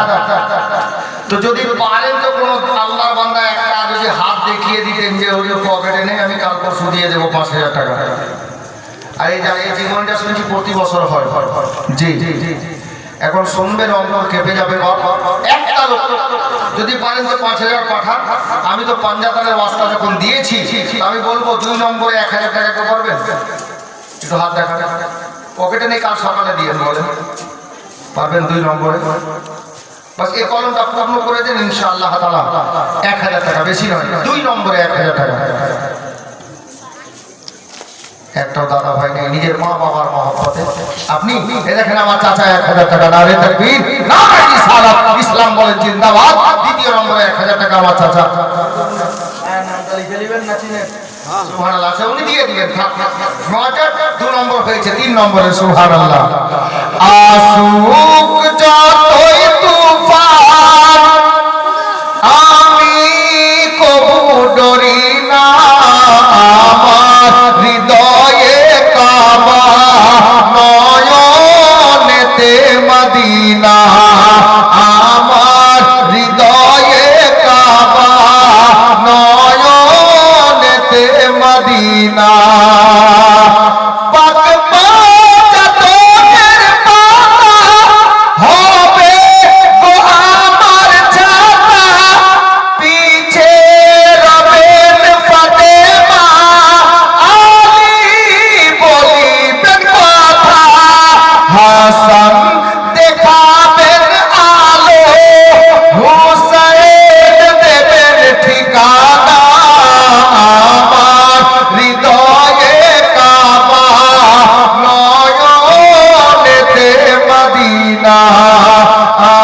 আমার হৃদয়ে কাবা, নয়নেতে মদিনা। বাবা ভাইরা, মা ও বোনেরা, তো 3 নম্বরে একজন 1000 টাকা পারবেন না? 2 নম্বর হয়ে গেছে। আমি জীবনটা এগিয়ে নিয়ে যেতাম, বাস 2টা ছেলে আর হয়ে গেলে বড় ভালো হতো। 3 নম্বরে 1000 টাকা কোনো আল্লাহর বান্দা নিজের মা বাবার মহব্বতে নেই গো। কোনো দাদা ভাই নেই নিজের মা বাবার নামে 1000 টাকা কোরবানি আজকে দেবেন নিজের মা এবং বাবার মহব্বতে? সুবহানাল্লাহ। একটা ছেলে আর হবে?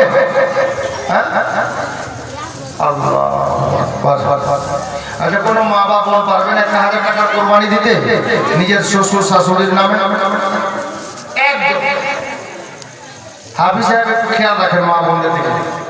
একজন কোনো মা বা বোন আমার 1000 টাকা নিজের শ্বশুর শাশুড়ির নামে নিয়ে আসেন, কাল পরশু যখন হয় এই কমিটির লোকদেরকে দিয়ে দিবেন, বা কাউকে না পাবেন হাফিজ সাহেবের হাতে দিয়ে দিবেন, উনি পৌঁছে দিবেন ইনশাআল্লাহ। আর একটা ছেলে আপনাদের মধ্যে মায়ের প্রেমিক বাবার প্রেমিক নেই?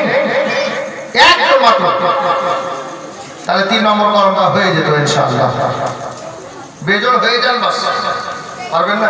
3 নম্বর কলমটা একজন কোনো দাদা ভাই চাচা নিজের মা বাবার মহব্বতে আল্লাহ আপনার মা বাবাকে যেন জান্নাতবাসী করেন, আর মরার আগে যে আপনাকে বলে মক্কা মদিনা যাওয়ার তৌফিক দান করেন। আমি তো গুনাহগার, কিন্তু অনেক আল্লাহর নেক বান্দা এখানে বসে আছে, নেক বান্দিরা বসে আছে, সবাই মিলে দোয়া করব, কাহারও না কাহারও দোয়া আল্লাহ নিকটে কবুল হবে। যার আমিনটা কবুল হবে ওনার ওসিলাতে হয় না হয় আপনার মা আপনার বাবা ইনশাআল্লাহ তাআলা মক্কা মদিনা দেখে নেবে। পারবেন না? একজন কোনো ভাই কোনো দাদা? আল্লাহু আকবার। বেরাদার, যদি অসুবিধা হয় 2জন মিলে দিয়ে দেন, আমি তাড়াতাড়ি করে দিচ্ছি। 500 টাকা করে টাকা 2জন নেই। এই কলমটা 3 নম্বর কলমটা পূর্ণ করেন, 2জন 500 টাকা করে। বলেন তো, হাত দেখাবেন? আলে নবীর ওয়াস্তায় নিজের মা বাবার মহব্বতে নেই। আল্লাহ আল্লাহ, আমি যেখানে বলছিলাম ওখানে নিয়ে যাচ্ছি। তৈরি হন, দুজন হবেন নিজের মা আর বাবার মহব্বতে।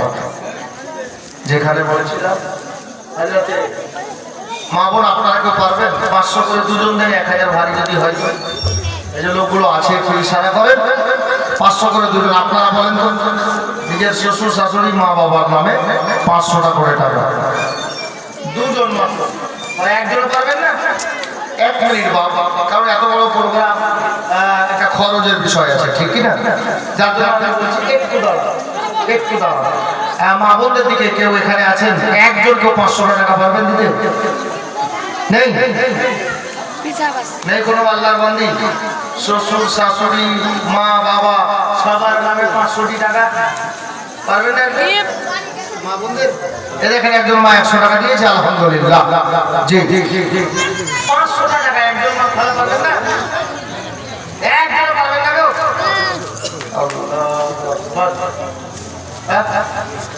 একটা কোনো মা বোন নিজের শ্বশুর শাশুড়ির নামে 500 টাকা দিবে এরকম নেই? সুবহানাল্লাহ। বেরাদার, যাই হোক, আমি জীবনী গাইবো, তবে দুটা ছেলের প্রতি আপনাদের কাছে আশা রেখেছি। দেখেন পীর সাহেব আসবেন, যার জন্য রাস্তা তৈরি হচ্ছে। বসুন, ওনার নুরানি চেহারা আপনারা দেখতে পাবেন একটু পরে। উনি তৈরি হচ্ছেন, হয়তো একটু পরে চলে আসবেন।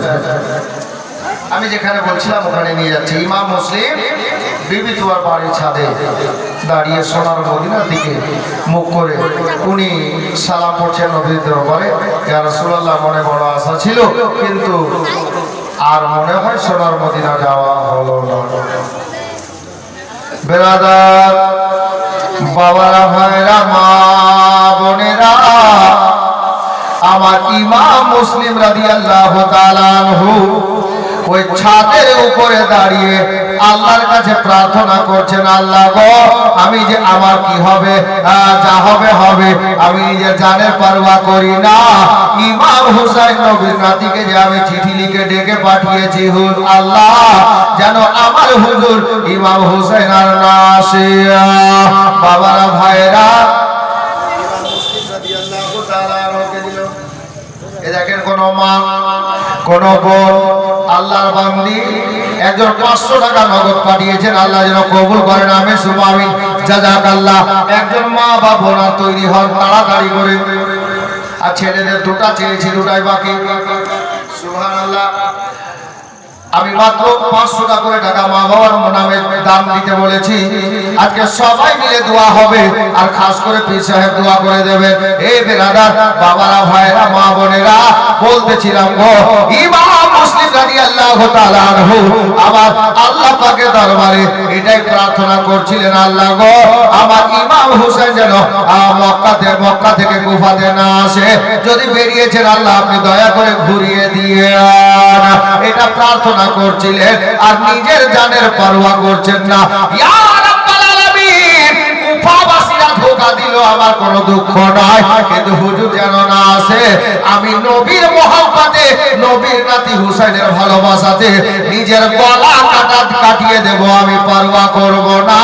আমার হুজুরের যেন কিছু না হয়।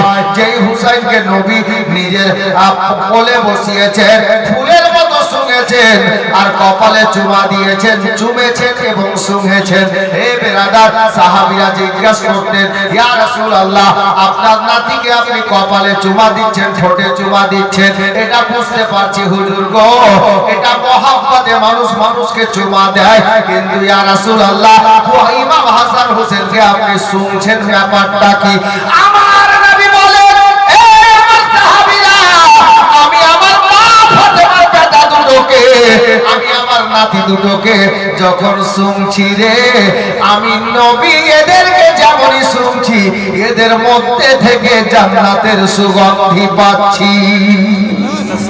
ইমাম হাসান কারিমাইনকে আমার নবী শুনতেন, জান্নাতের সুগন্ধি পেতেন। বেরাদা, হযরতে গিরামি ওই জান্নাতি হাসান কারিমাইনের ওয়াস্তায় একটা করে মাতে মুজাহিদ নিজের মা বাবার নামে 500 টাকা পারলেন না? আল্লাহু আকবার। দেখার তো কোনো আল্লাহর নেক বান্দা, ইমাম হাসান হোসেনকে আমার নবী চুমেছেন, আমার নবী শুনেছেন। আজকে ওই হাসান হোসেনের মহব্বতে মা বাবার ভালোবাসা অন্তরে নিয়ে 500 টাকার কুরবানি পারবেন না?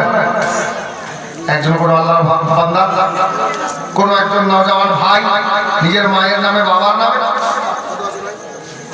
ভাই একটা ভাই 200 টাকা দিয়েছে আলহামদুলিল্লাহ। 500 টাকা একটা ছেলে নিজের মা বাবার ভালোবাসায় হাতে হাত পকেটে নাই কালকে দিয়ে বলে একটা নওজওয়ান পাবেন না আল্লাহ মেয়েরা খুশি হয়ে যাবে। হ্যাঁ গো আমার হাসনাইন কারিমানের মহব্বতে কারবালার ময়দানে একটা মেয়ে নিজের স্বামীকে মাত্র 16 থেকে 17 দিন বিয়ে হওয়া হয়েছিল। এটা বেশি আছে 16 কিংবা 17 দিন 17 দিনের নতুন স্ত্রী নিজের স্বামীকে খুশি দিলে বিদায় দিচ্ছেন। হুজুর আপনি যান কারবালার ময়দানে, আমি বিধবা হয়ে যাব এর পরোয়া করি না। আমার নবীর নাতি হুসাইনের আগে আপনি কারবালাতে যান, ইসলামের জন্য গলা কাটিয়ে দেন, আমি আপনার বিবি সবুর করে নেব। জোরে বলুন সুবহানাল্লাহ। বিরাদার দেখেন এটা সম্ভবত মেয়েদের দিক থেকে এসেছে, এদিক থেকে একজন মা 500 টাকা পাঠিয়েছে, আল্লাহ যেন কবুল করেন। আমি শুনো আমি জাযাকাল্লাহ।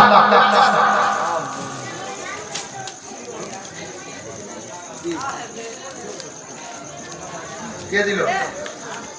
হ্যাঁ কাকে দিল? আপনাকে দিলাম, এটা বলতে বলেন। আমাকে দিলেন? লালসা পরে হবে, এটা আগে পকেটে বলি নাকি? বলেন। সুবহানাল্লাহ। বাপ রে বাপ, এত ভারী মানকাবাত লিখেছে। এটা আমি যে পীরের মুরিদ উনার সানে লিখেছেন। একটু দাঁড়ানো করছি হাজরাতে গ্রামী আমি যেই মানকাবাত, এটা আমার নিজের লেখা মানকাবাত। ইনশাআল্লাহ দুটো ছন্দ পড়ে দেবো, যেহেতু উনি আমাকে নাজরানা পাঠিয়েছেন গিফট। তো আমি যেখানে বলছিলাম মেয়েদেরকে দুজনকে বলেছিলাম মা বাবার মহব্বতে, নবী পাকের ভালোবাসায়, মা ফাতেমার ভালোবাসায়, হাসনাইন কারিমানের ভালোবাসায় ওনারা দুজন দিয়েছেন। ছেলেদেরকে বলেছিলাম 500 করে টাকা নিজের মা বাবার মহব্বতে, ইমাম হাসনাইন কারিমানের মহব্বতে। একটা ছেলেও 500 টাকা পারবেন না।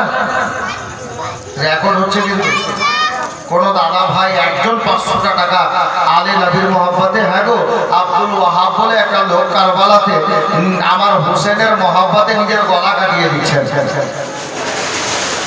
হযরতে ইমাম কাসিম 19 বছরের নওজওয়ান ছেলে ইমাম হোসেনের মহব্বতে নিজের জাওয়ানি দান করে দিচ্ছেন কারবালাতে ইসলামের জন্য।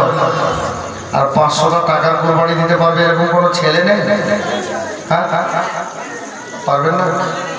কোনো জামাত ছেলে পারবে না? আল্লাহু আকবার। আমি জীবনে যেখানে বলছিলাম ওখানে বলবো।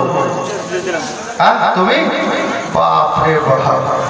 আরে কি ব্যাপারে আলিপুর বাম্বা মোড়ের লোককে সব দানের কন্টাক্ট এই ইউটিউবার দিয়ে দিয়েছে। বাপ রে বাপ। এই দেখেন ইউটিউবার ছেলেটা আবার বলছে 1000 একটু আগে দিল, আবার বলছে আমি দিলাম 500 টাকা। সুবহানাল্লাহ। নারে তাকবীর, নারে রিসালাত, ইসলাম বলেন জিন্দাবাদ। ইউটিউবার ছেলেটা আবার 500 টাকা দিয়েছে। আল্লাহ যেন ওনার দানকে কবুল করেন, মনের আশা বাসনাকে পূর্ণ করেন। একটা লোক আর এই দিক থেকে কেউ পারবেন না? পারবেন না?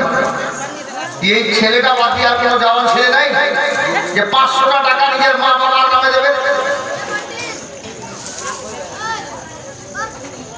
মাত্র একজন, তারপর জীবনী গাইবো বলে একটা জওয়ান ছেলে। আমি দেখতে চাইছিলাম খালি নারে তাকবীর, নারে রিসালাত, ইসলাম বলেন জিন্দাবাদ, আজমাতে ওয়ালিদাইন বলেন জিন্দাবাদ। বাপ রে বাপ, মাশাআল্লাহ। যাক হয়েছে ইনশাআল্লাহ। ওয়াইডা বলবেন। কি নাম তোমার? জামিল কালিমি। জামিল কালিমি। সামির জামিল কালিমি। জামিল জামির জামিল জামিল জামির কালিমি। নগদ 500 টাকা। আলহামদুলিল্লাহ। একটা আর আসছে দাও, তারপরে জীবনী গাইব। মাশাআল্লাহ। এই দেখেন আমার একটা জওয়ান ভাই ওখান থেকে পাঠিয়েছে, আমি দেখলাম নিজের মা আর বাবার মহব্বতে নগদ 500 টাকা। আলহামদুলিল্লাহ, খুব আলহামদুলিল্লাহ। খালা 500 টাকা দানে 3টা হলো, আপনাদের 2টা হলো। একটা কোনো মা খালা 500 টাকা পারবেন? পারবেন? একজন দেখি কত আছে? 200 টাকা। একজন কোন আল্লাহ বান্দি 200 টাকা পাঠিয়েছে। আলহামদুলিল্লাহ। একজন 500 টাকা না নিয়েছেন, কালকে দিয়ে খালি ইশারা করেন, দাম বলে হাত তোলা দরকার নেই, আঙ্গুলে ইশারা করে। হুজুর আপনি এদিকে দেখেন, একজন খালি ইশারা করেন 500 টাকা কে পারবে? আর একজন 200 টাকা দিয়েছে আলহামদুলিল্লাহ। এ পাগলি 500 টাকা গেলে দেখ না কার কাছে আছে। সুবহানাল্লাহ মাশাআল্লাহ বাপ মাইন্ডে নিয়েন না মজা এখন আমার খেলা পারবেন না। কদিন আগে একটা 40,000 37,000 টাকা কালেকশন আমি চিন্তা করছি 40 সাল মিলাদে 30,000 টাকা মির্জাপুরের আপনার নাম চিনবেন মাকুলপুর মির্জাপুর জি অবাক হয়ে গেলাম 40 সাল মিলাদে গিয়েছে কদিন আগে বলতে তারিখটা মনে পড়ে গেল 31 তারিখ ঈদের দিন রাত্রে জি কত আছে কে দিল তুমি এই দেখেন এই ছেলেটা প্রতিদিন দিচ্ছে হ্যাঁ 210 টাকা আপনি কি নাম আপনার মাগরাব এ সুবহানাল্লাহ হিসাব পেয়ে মাগরাব এসেছে মাশাআল্লাহ আমার চাচা নিজের মা বাবার মহব্বতে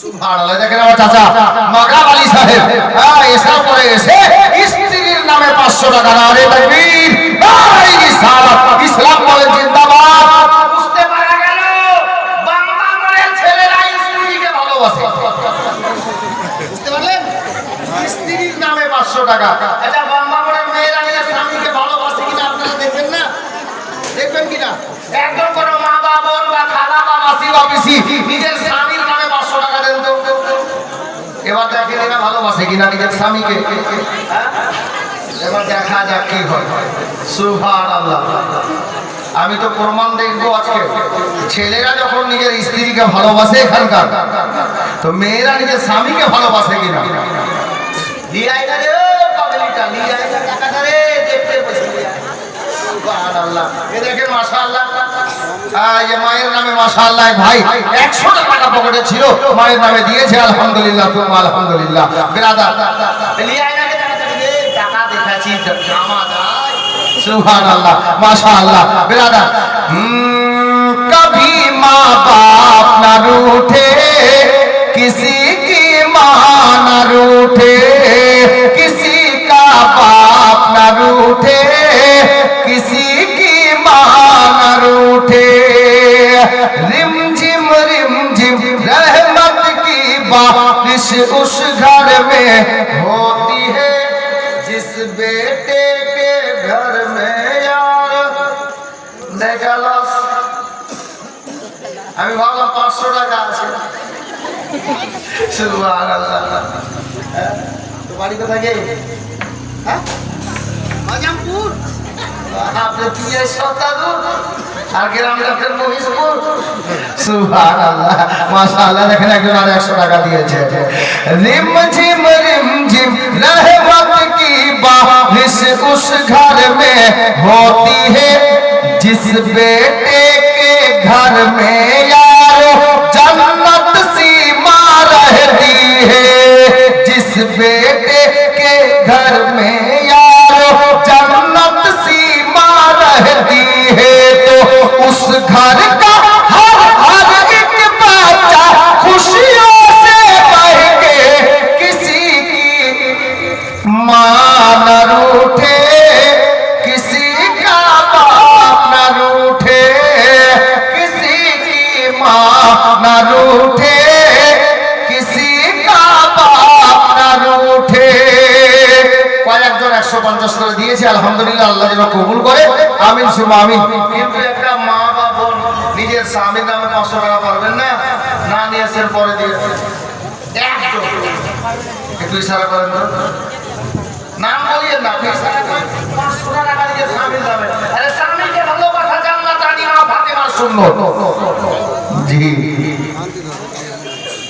স্বামীকে ভালোবাসা জান্নাত আনি মা ফাতেমার সুন্নাত জি আল্লাহ পাক আপনাকে যেন মা ফাতেমার সঙ্গে জান্নাতে যাওয়ার তৌফিক দান করেন একজন কোন মা বোন বলবেন স্বামীর নামে 500 টাকা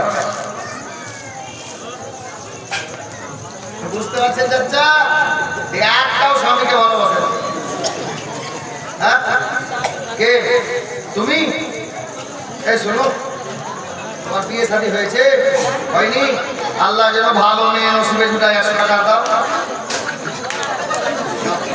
মাশাআল্লাহ ছেলেটা পকেটে আছে আমি জানি কে চাইবে যে আমার স্ত্রী খারাপ হোক চাইবে কেউ চাইবে না।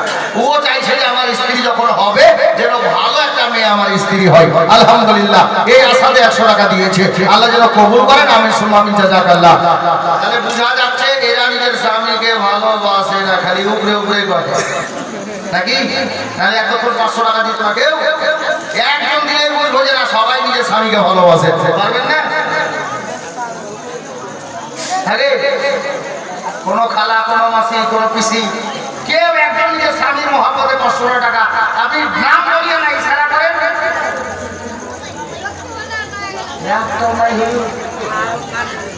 একটাও নাই।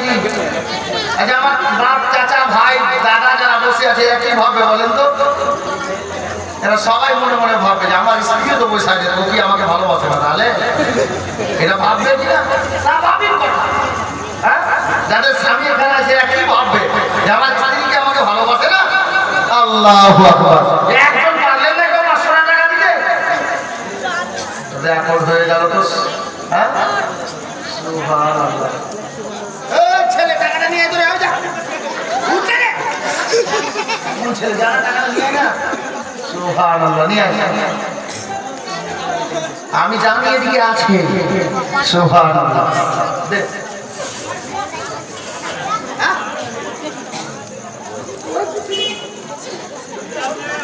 দেখেন আমি 500 টাকা চেয়েছি না? সুবহানাল্লাহ। যা হেঁটে কাপ চা দেবে যা দে না ভাই। আচ্ছা ঠিক আছে, মাশাআল্লাহ। ওকে চিনি আমি, বুঝলেন, আমার বন্ধু একদম খুব কাছে। মজা, আপনারা কেউ মাইন্ডে নিয়েন না। চায় বিক্রি করে চায়ের দোকান আছে, যার জন্য বললাম আপনাদেরকে হাসানোর জন্য। এই দেখেন বাতাসন নামে 500 চেয়েছি, 1000 টাকা দিয়েছে। আরে তাকবীর, নারায়ে রিসালাত, ইসলাম বলেন জিন্দাবাদ। বিরাদরান ইসলাম হযরত গিরামি কিন্তু 500 টাকা দেয়নি। কি মানকাবা পাবে লোকরা লোকরা শুনে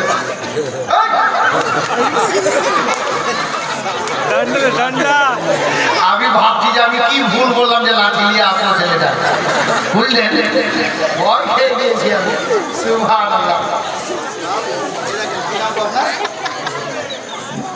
নূর হোদা মা আর বাবার নামে নগদ 500 টাকা। নারে তাকবীর, নারায়ে রিসালাত, ইসলাম বলে ছেলে তুই আমার 500 টাকা নাই নালে তোর করে করবে নাকি? সুবহানাল্লাহ, মাশাআল্লাহ। আজকে আনকমন জিনিস চলে এলো। আল্লাহু আকবার। হুজুর অর্ধেকটা আপনি, অর্ধেকটা আমি। সুবহানাল্লাহ। যাই হোক বিরাদার, আসুন লোকগুলো কিন্তু ওখান থেকে 1 বার না 6 বার ইশারা করে হয়ে গেল, যার জন্য দুটা ছন্দ আমি পড়ে দিচ্ছি। বাস, কেউ মাইন্ডে নেবেন না, আমি পড়তাম না, কারণ আমি ওখানেই পড়ি যেখানে যেটা চর্চা থাকে। আমি তো পড়তাম না, কিন্তু লিখে পাঠিয়েছে, যার কারণে আমি পড়ছি। ছেলেগুলো সামনে বসে আছে, আবার 100 টাকাও আমাকে চা খেতে দিয়েছে। কে ও গো মোদের পীর কালিমি, ও গো মোদের পীর কালিমি, তুমি মোদের সাহারা, তোমায় ছাড়া রইতে পারি না গো মুর্শিদ, তোমায় ছাড়া রইতে পারি না। তোমার ফয়জে রুহানিতে বঙ্গ বিহার উজালা, তোমায় ছাড়া রইতে পারি না গো মুর্শিদ, তোমায় ছাড়া রইতে পারি না। বাঙ্গালেতে তুমি আসিয়া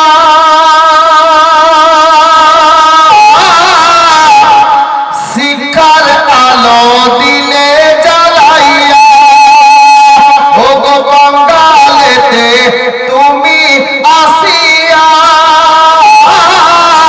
শিক্ষার আলো দিলে জ্বালাইয়া, ও গো ঈমান মোদের বেঁচে গেছে, ঈমান মোদের বেঁচে গেছে, পেয়ে তোমার ওসিলা, তোমায় ছাড়া রইতে পারি না গো মুর্শিদ, তোমায় ছাড়া রইতে পারি না।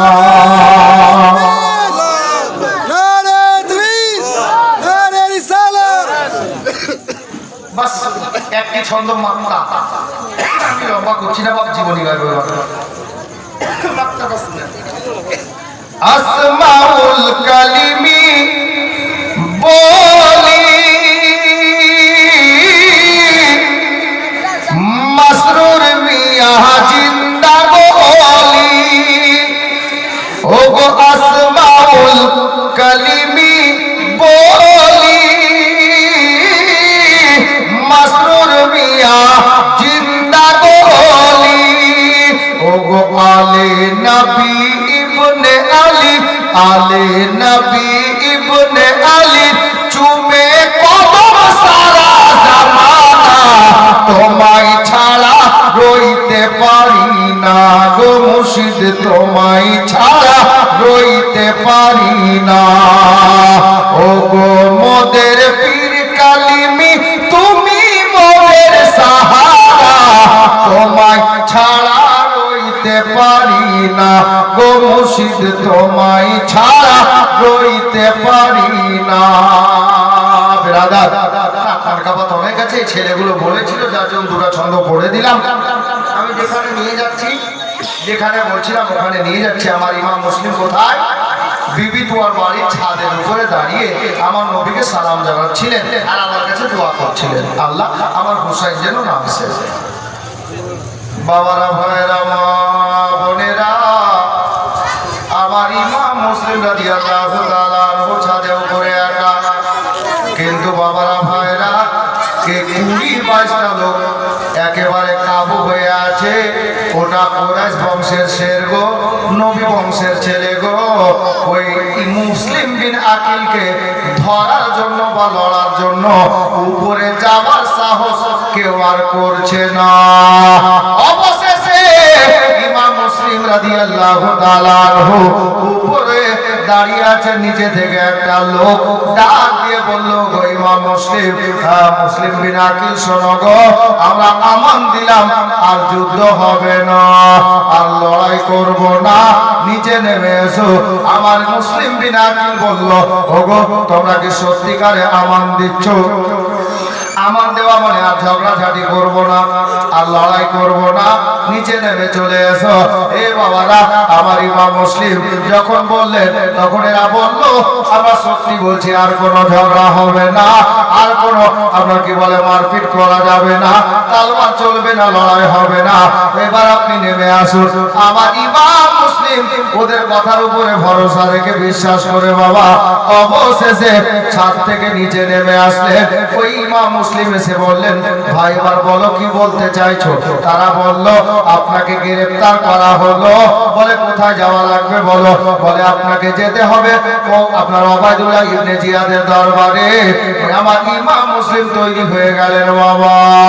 বাবারা, ভাইরা, মা বোনেরা, ইমাম মুসলিমের সামনে বাবা ঘোড়া এনে হাজির করা হলো। আমার ইমাম মুসলিম ঘোড়া চিনে পা দিয়ে এবার ডান পাটা তুলে নিয়ে বাবা ঘোড়ার পিঠে যেমনই বসতে যাবে, আমার ইমাম মুসলিমের জবান থেকে বেরোলো, ইন্না লিল্লাহি ওয়া ইন্না ইলাইহি রাজিউন। ইমাম মুসলিমের এই দোয়াটা পড়া দেখে বাবা তারা বলল, ওবায়দুল্লাহ ইবনে জিয়াদের লোকেরা বলল, সৈন্যরা বলল, ওগো ইমাম মুসলিম, মুসলিম বিন আকিল, আকিলের বেটা, ঘোড়াতে চাপার দোয়া তো এটা না, ঘোড়াতে বসার দোয়া তো এটা না, আপনার মুখ থেকে এই দোয়াটা কেন বেরোলো? হাজরাতে ইমাম মুসলিম বলছে, এই দোয়াটা কখন পড়া লাগে জানো রে? বলে কোন মুসিবতের সময় পড়তে হয়, লাইন পড়ি পালিয়ে গেলে পড়তে হয়, কিছু হারিয়ে গেলে পড়তে হয়, কারো দুঃখের খবর আসলে পড়তে হয়, কেউ মারা গেলে এই দোয়াটা পড়ে থাকি। ইমাম মুসলিম বলছেন, আমিও তাই পড়েছি, ওই জন্য পড়েছি। বলে বুঝলাম না। আমার ইমাম মুসলিম বললেন, এই ইবনে জিয়াদের লোকেরা শোনো, তোমরা আমাকে পাগল ভাবিও না, আমি বুঝতে পেরে গেছি এই ঘোড়ার পিঠে যেমন আমি পা তুলে বসতে যাব, আমার কোমরে যেটা আমার তলোয়ার ছিল, এই কুফাতে আসার পরে যারা আমার সঙ্গী সাথী ছিল তারা সবাই সাপ ছেড়ে দিয়েছে। এই মুহূর্তে আমার নিকটে শুধুমাত্র তলোয়ারটা আমার সঙ্গী হয়েছিল।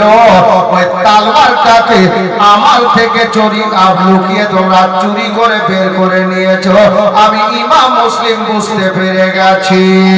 এই কারণে আমি ইন্না লিল্লাহটা পাঠ করলাম রে, যে আমার সঙ্গীর সাথী হয়ে এই মুহূর্তে তলোয়ারটা ছিল ওটাও তোমরা টেনে নিলে। তার মানে হলো এটা আমার প্রতি আর মুসিবত আসতে বেশি দেরি নাই। এই বলে আমার ইমাম মুসলিম রাদিয়াল্লাহু তাআলা আনহুকে গ্রেফতার করে ইবনে জিয়াদের দরবারে রাখা হলো। এ বাবারা, এবার চট করে শাহাদাতটা শুনেন।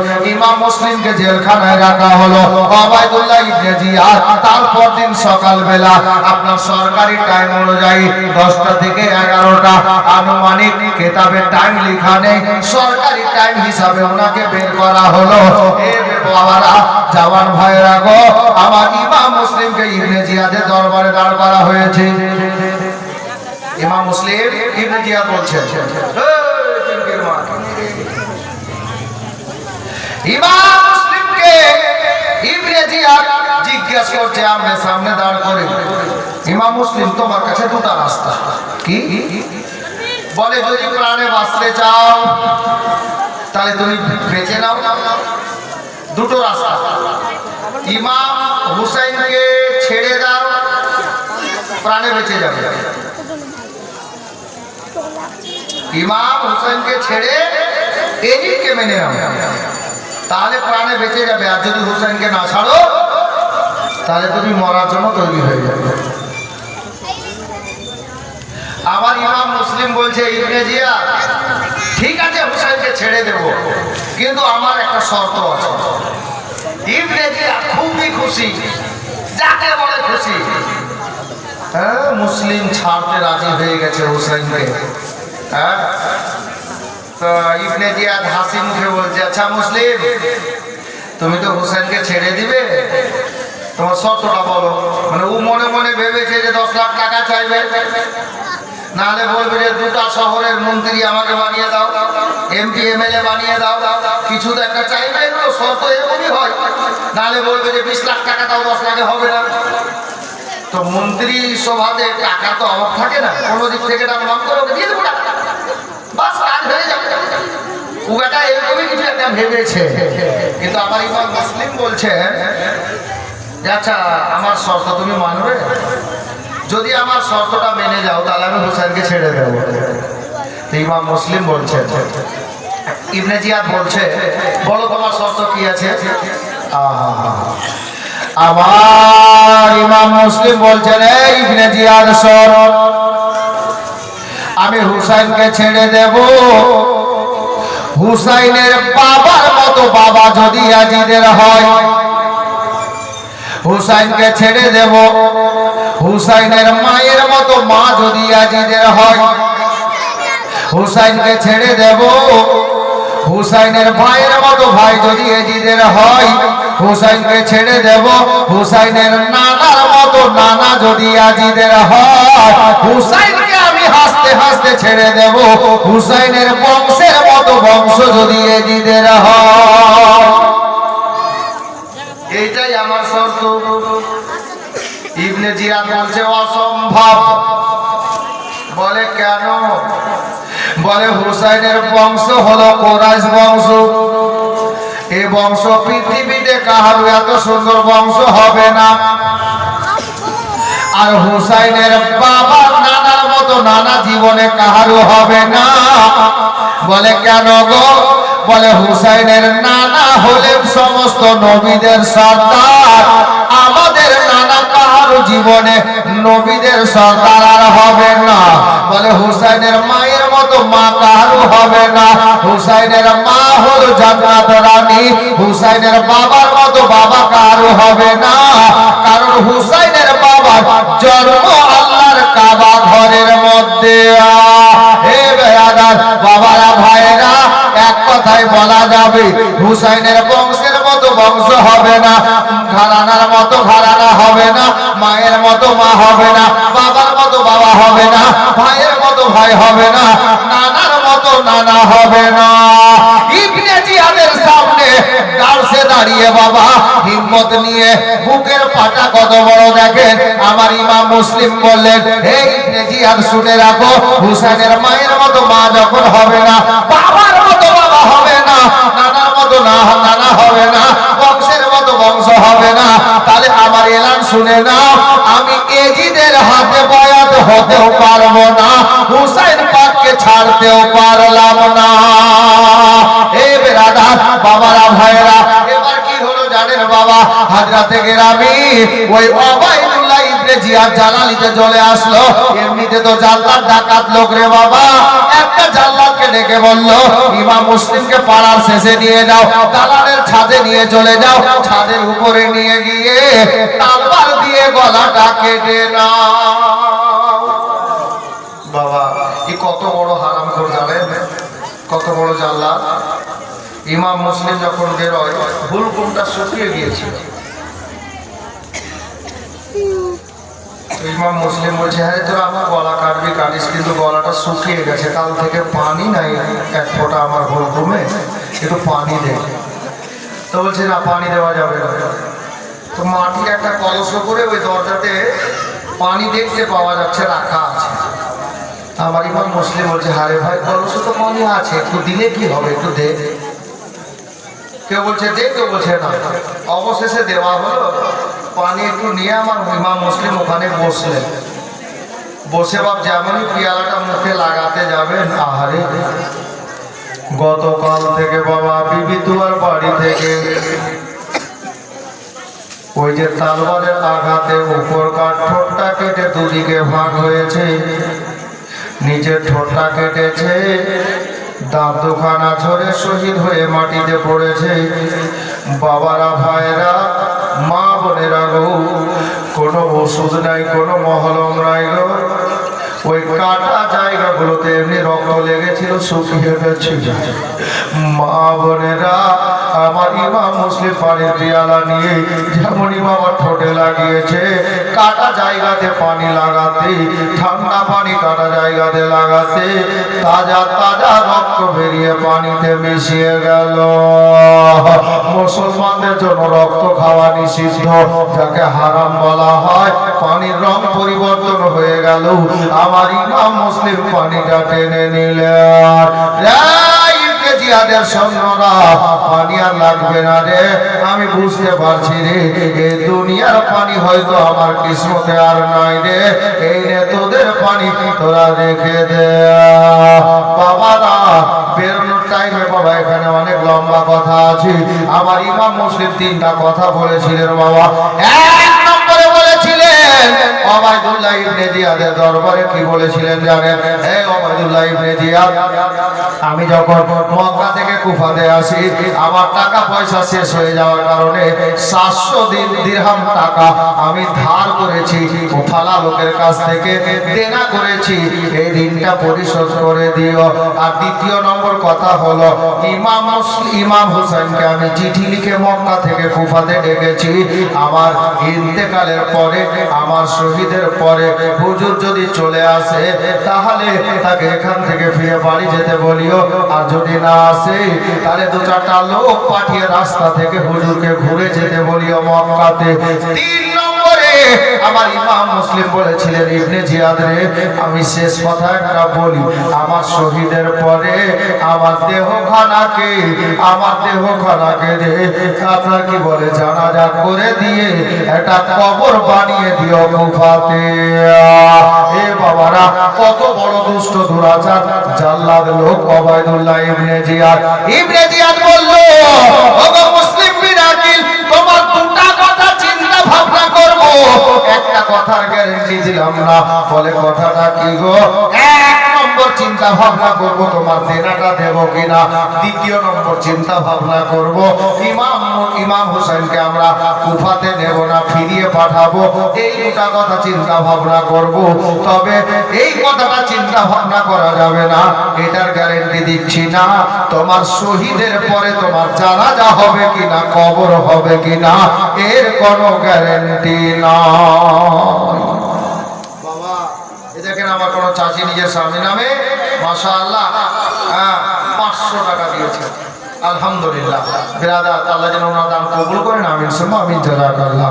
কত বড় দুষ্ট দেখে বলছে যে তোমার জানাজা হবে কিনা, কবর হবে কিনা এর কোনো গ্যারান্টি নেই। বলেনি মুসলমানের নামে কলঙ্ক কিনা? হাজরা থেকে আমি বাবা ও ভাইরা, মা ও বোনেরা, আমার ইমাম মুসলিমকে বলে পাড়ার শেষে নিয়ে পাঠিয়ে দিল ছাদের উপরে। আল্লাহ আল্লাহ বেরাদার, বাবারা, ভাইরা, মা বোনেরা, আমার ইমাম মুসলিমকে ছাদের উপরে নিয়ে যাওয়া হলো। সরকারি লোক আছে সাথে, খোলা আসমানের নিচে ছাদের উপরে আমার ইমাম মুসলিম বাবা দাঁড়িয়ে গেছেন। এবার জাল্লাদ নিজের তালোয়ার খানা বের করেছে।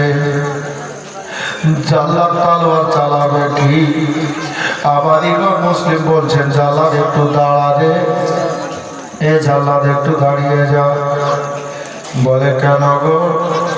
বলে জাল্লাদ রে, সোনার মদিনা থেকে দুটা ছেলেকে বুকে করে নিয়ে এসেছিলাম মক্কাতে, আবার দুটা ছেলেকে সাথে করে নিয়ে এসেছিলাম কুফাতে। মনে বড় আশা দিয়েছিলাম রে জাল্লাদ, আবার কুফা থেকে ইমাম হোসেনের সঙ্গী হয়ে যাব সোনার মদিনা। নবী পাকের দরবারে গিয়ে সালাম জানাবো, আমি রওজার জালিতে গিয়ে চুমা দেব। কিন্তু জাল্লাদ রে, নসিবে আর জুটলো না রে, সোনার মদিনা যাওয়ার হলো না। হে জাল্লাদ, তালোয়ার চালাবি, গলা তো কেটে নিবি রে জাল্লাদ, আমাকে জীবনের শেষবারের মতো সোনার মদিনার দিকে মুখ করে একটু নবীকে সালাম জানিয়ে দিতে দে। আর নবীর মদিনা দেখা হলো না রে, আমার মায়ার নবীকে সালাম আর করতে পেলাম না রে। একটু দাঁড়ারে জাল্লাদ, আমার মায়ার নবীকে মন ভরে একটু সালাম জানিয়ে নি।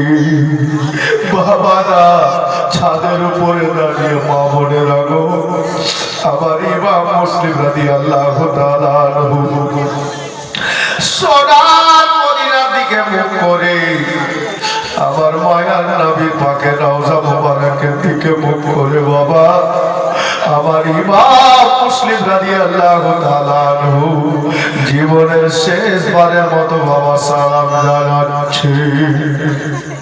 ইয়া রাসূলুল্লাহ, ইয়া হাবিবাল্লাহ, নবী গো, আর সোনার মদিনা যাওয়া হলো না, আমার সালামটা কবুল করেন ইয়া রাসূলুল্লাহ। আর মদিনাতে হাজির হলো না, মনের আশা মনে থেকে গেল। নবী গো, দুনিয়া ছেড়ে হাসরে যাব, দেখা হবে। এ বাবারা, ভাইয়েরা, অবশেষে আমার মায়ার নবীকে সালাম জানিয়ে আমার ইমাম মুসলিম সাথ হয়ে দাঁড়িয়ে গেল। ডাক দিয়ে বলে, জাল্লাদ রে, এখনই তালোয়ার চালাবি রে জাল্লাদ, আমার গর্দান থেকে মাথাটা আলাদা করে দিবি রে, আমার গলাটা কেটে দিবি রে। একটা কাজ কর রে জাল্লাদ, আর সইতে পারি না রে, একটু একটু আমাকে পানি দে রে জাল্লাদ, আবার পিপাসা থামতে পারছি না। আবার ইমাম মুসলিমকে অবশেষে একটু পানি ছাদের উপরে দেওয়া হলো। মা বোনেরা গো, আমার হুজুর ইমাম মুসলিম ছাদের উপরে বসে পানিটা যেমনই ঠোঁটে লাগিয়েছেন, আবার রক্ত বেরিয়ে গেল ওই কাটা জায়গা থেকে। আবার হুজুরের তাজা তাজা রক্ত বেরোলো, আবার পানি লাল হয়ে গেল ওই রক্ত লেগে। আবার মুসলিম রাদিয়াল্লাহু তাআলা আনহু আর পানিটা পান করতে পারলেন না। বাবা, মা, আমার বোনেরা, বাবারা, ভাইরা গো, আবার ইমাম মুসলিম রাদিয়াল্লাহু তাআলা আনহু পানিটাকে ফিরিয়ে দিয়ে দাঁড়িয়ে গেছে না। ডাক দিচ্ছেন, ওরে জাল্লাদ, আর দেরি করিস না রে, একটু তাড়াতাড়ি কর রে, এই দুনিয়ার পানি পান করলে আবার পিপাসা লাগবে। কিন্তু আমি বুঝতে পারছি রে জাল্লাদ, এই দুনিয়ার পানি আমার আল্লাহ আমার নসিব থেকে তুলে নিয়েছে। এ জাল্লাদ, তাড়াতাড়ি তোর কাজ কর রে, আমি ইমাম মুসলিম বুঝতে পারছি আমার মায়ার নবী আমার জন্য হাউজে কাউসারের পানি নিয়ে দাঁড়িয়ে আছেন রে। জাল্লা আমার নবীর হাদিসে পাক আছে এই দুনিয়ায় পানি পান করলে আমার পিপাসা লাগবে, কিন্তু আমার নবী বলেছে হাউজে কাউসারের পানি একবার যদি কেউ পান করে নাই রে তাকে 50,000 বছর আর পিপাসা লাগবে না রে। এই জান্নাত তোর কাছ তুই কর, দেরি করিস না। এই কথা বলে দিয়ে মা বোনেরা আমার জামার ভাইরা গো, ইমাম মুসলিম রাদিয়াল্লাহু তাআলা আনহু আপনার সাথ হয়ে আল্লাহু আকবার কবিরা দাঁড়িয়ে গেছেন। বাবা জান্নাত এবার কি করলো জানেন? এত জোরে তলোয়ার খানা টেনে বাবা এত জোরে তলোয়ারটা চালিয়েছে, একটা তলোয়ারে আমার ইমাম মুসলিমের দেহ থেকে মাথাটা আলাদা হয়ে গিয়ে একেবারে বলের মতো, ফুটবলের মতো বাবা ওই ছাদের উপরে মাথা একদিকে পড়ে গেল। ইমাম মুসলিম রাদিয়াল্লাহু তাআলা আনহুর মাথাটা একদিকে, দেহ একদিকে। আল্লাহ আল্লাহ কেতাব লেখক বলেছেন বাবা মা বোনেরা আসমানের উপরে সূর্য উদয় ছিল গো, সূর্য উঠেছিল। আমার ইমাম মুসলিমের এই শাহাদাত দেখে বাবা সূর্য গিয়ে বাদলের মধ্যে নিজের মুখটা লুকিয়ে নিল, অন্ধকার ছেয়ে গেল। আল্লাহু আকবার কবিরা। ইমাম মুসলিমের দুইটা বেটা ইতিম হয়ে গেল গো, বাবা চলে গেলেন দুনিয়া ছেড়ে। এই আমার ভাইরা, আমার ইমাম মুসলিম রাদিয়াল্লাহু তাআলা আনহু দেহটা একদিকে ছাদের উপরে পড়েছে, যেমন একটা মুরগাকে হালাল করে দিয়ে ছেড়ে দিলে তড়পাই রে বাবা, রক্তের উপরে ছাদের উপরে আমার ইমাম মুসলিমের দেহটা তড়পাচ্ছে। বাবারা আমার হুসাইনের মহব্বতে, মা ফাতেমার বেটার মহব্বতে, আমার মায়ার নবীর মহব্বতে আমার ইমাম মুসলিম রাদিয়াল্লাহু তাআলা আনহু জামে শাহাদাত পান করছেন, রক্তের উপরে তড়পাচ্ছে, মাথায় একদিকে তড়পাচ্ছে। এ বাবারা ভাইরা, এই জালিমদের দয়া হয়নি, মায়া হয়নি গো। আমি এই মুহূর্তে তিনটা লোককে বলবো আল্লাহর ওয়াস্তে নবীর মহব্বতে ইমাম মুসলিম ইসলামের জন্য নবীর ভালোবাসা অন্তরে নিয়ে, মা ফাতেমার বেটা হুসাইনের ভালোবাসা অন্তরে নিয়ে নবীকে শেষ সালাম করে উনি জামে শাহাদাত পান করছেন। বাবা আমি তিনটা লোককে বলবো 500 টাকা করে টাকা শেষ বেলায় পারবেন? আসেন বাবা। কোন দাদা ভাই, ইমাম মুসলিমের দুইটা বেটা এতিম হলো, বাবা যে শহীদ হলো, ছেলেদেরকে এখনো খবর নাই। আমি বলে দিব খবর কখন হচ্ছে। বাবারা ভাইরা আছেন একটা কোন আল্লাহর বান্দা 500 টাকা শেষ দিনে নিজের মা বাবার মহব্বত অন্তরে নিয়ে, আবার ইমাম মুসলিমের ভালোবাসা অন্তরে নিয়ে উনি হুসাইনের মহব্বতে নিজের জানটা দিয়ে দিলেন, নিজের গলা কাটিয়ে দিলেন। এই মুহূর্তে 500 টাকা একজন আল্লাহর বান্দা কোনো ভাই আছেন, ওনার কবর হচ্ছে কিনা, দাফন হচ্ছে কিনা আমি এইটুকু বলবো, তারপর ইনশাআল্লাহ ডাইরেক্ট কারবালাতে চলে যাব। একজন আল্লাহর বান্দা আমার ইমাম মুসলিমের মহব্বত অন্তরে নিয়ে হুজুর ইমাম হুসাইনের মহব্বতে মুসলিম নিজের গলা কাটিয়ে দিয়েছেন। আজকে ওনার মহব্বতে কোনো যাওয়ার ভাই দাদা 500 টাকা দান করবেন, এরকম কোন আল্লাহর বান্দা বান্দি আছেন? আছেন? একজন মাত্র একটা লোক। হ্যাঁ গো, এই দৃশ্য দেখে আসমানের সূর্য নিজের মুখ লুকিয়ে নিল, সইতে না পেরে। একজন কোন আল্লাহর বান্দা পারবেন 500 টাকা? সকালে দিয়ে বলে একজন, কমপক্ষে একজন তো পারবেন। একটা কোনো ভাই দাদা চাচা কেউ একজন পারবেন না? আমার ইমাম মুসলিম শাহাদাত বরণ করলেন, নবী পাকের পবিত্র হস্ত মোবারক দ্বারা পানি পান করবেন, হাউজে কাউসারের পানি। বাবা একটা আল্লাহর বান্দা পারবেন না? কেউ 500 টাকা লিখাতে নেই তো? কাল সকালে দিয়ে কোনো যাওয়ার ভাই দাদা চাচা কেউ একজন আমার ইমাম মুসলিমের মহব্বতে উনি নিজের গলা কাটিয়ে দিলেন, আর আমি মাত্র 500,000 টাকার কথা বলেছি। হ্যাঁ পারবে কোনো ভাই, দাদা, আমার চাচা, আমার কেউ একজন নেই এরকম মাঝে মুজাহিদ কেউ? মানে দেখেন এই ছেলে, মাশাআল্লাহ, আলহামদুলিল্লাহ আলহামদুলিল্লাহ। এ দেখুন আমার ইমাম মুসলিমের মহব্বতে বাড়ি থেকে সম্ভবত আসছে, বলে গেল যে 1000 টাকা দিচ্ছে। আর এই করছি বলে বাচ্চাটার দাদু 500 টাকা দিয়েছে। আল্লাহ যেন কবুল করেন, আমিন সুম্মা আমিন, জাযাকাল্লাহ। বাবা আমি মাত্র 500 টাকার কথা বলেছি পঞ্জাতনের অবস্থায়। জি আমি এবার কারবালাতে ঢুকবো, চট করে কারবালার বয়ান আমি আপনাদের সামনে একটু তুলে দেবো ইনশাআল্লাহ। সুবহানাল্লাহ, বাচ্চাগুলো বলে গেল এ বাড়ি থেকে এসছে সম্ভবত সুবহানাল্লাহ নগদ 1000 টাকা। আলহামদুলিল্লাহ, আল্লাহ যেন কবুল করেন, আমিন সুম্মা আমিন, জাযাকাল্লাহ। মা আপনারা পারবেন 5টা মা 100 টাকা করে টাকা দিতে? আমার ইমাম মুসলিম দুনিয়া থেকে পর্দা করলেন। মাশাআল্লাহ 100 টাকা করে টাকা 5 জন দাঁড়াতে, তারপর আবার জীবনী গাইব ইনশাআল্লাহ। যাও তো এদিকে যাও, ছোট বাচ্চাদেরকে বলছি 100 টাকা করে টাকা 5টা মা বোন 5 জন মাত্র, তারপর ইনশাআল্লাহ আগে বাড়বো। দেখেন একটা হলো, তিনটা হলো, মাশাআল্লাহ। আমি মিস্টেক করবো না, দুজন আরো লাগবে। দুটা মা খালা 500 টাকা করে টাকা, কি বলে 100 টাকা করে টাকা দিলে গেলে 5টা কলম পূর্ণ হয়ে যাবে। নিয়ে বাপ নিয়ে এনারে দেরি কেন করছিস? নিয়ে সুবহানাল্লাহ। কত আছে? আচ্ছা এটা কম আছে, এই দেখেন আর কটা লাগবে?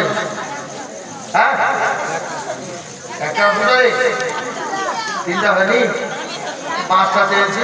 সুবহানাল্লাহ, মাশাআল্লাহ। এ দেখেন এখানে দিয়েছে 2টা, কটা হলো? এখানে 2টা, 6টা হয়ে গেল। আমি কয়টা চেয়েছিলাম? এটা ছেড়ে দিয়েছে। 5টা চেয়েছিলাম, 6টা হয়ে গেল। তো খালা একজনকে আর দিতে হবে 100 টাকা। 7 নম্বর কলমটা একজন দেন। কেন জানেন? আল্লাহ পাক জাহান্নামে দরজা বানিয়েছেন 7খানা।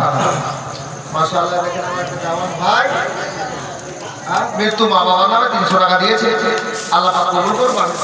কে দিল রে? মেয়েদের? হ্যাঁ তোমার আব্বা 100 টাকা দিল। সুবহানাল্লাহ, মাশাআল্লাহ। হ্যাঁ এটা কে দিল? তোমার আব্বা,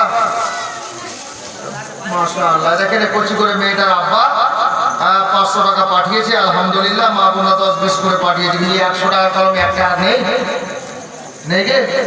সুবহানাল্লাহ, ওই বাচ্চিটার আব্বা 500 টাকা দিয়েছে। আলহামদুলিল্লাহ। এ দেখেন সুবহানাল্লাহ, কত টাকা আছে এটা?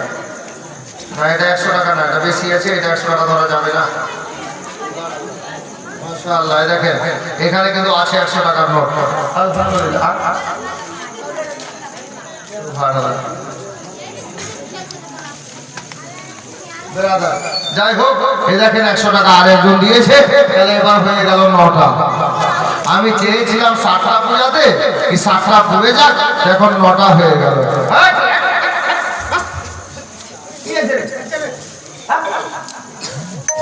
এমন ছেলে, ওদিকে হুজুর আসছেন, হয়তো ব্যবস্থা নিচ্ছেন, এরা বলছে পিছনে যাওয়া দরকার নেই তোমাদের, এখানে বসে হুজুর তো এখানে আসবেন, দেখবেন ওনার নোরানি চেহারা আপনারা। ঠিক আছে বেরাদার, তো বলছিলাম আমি চাইলাম 7টা পূজাতে, এরা আবার 2টা বেশি দিয়ে 9টা করে দিয়েছে।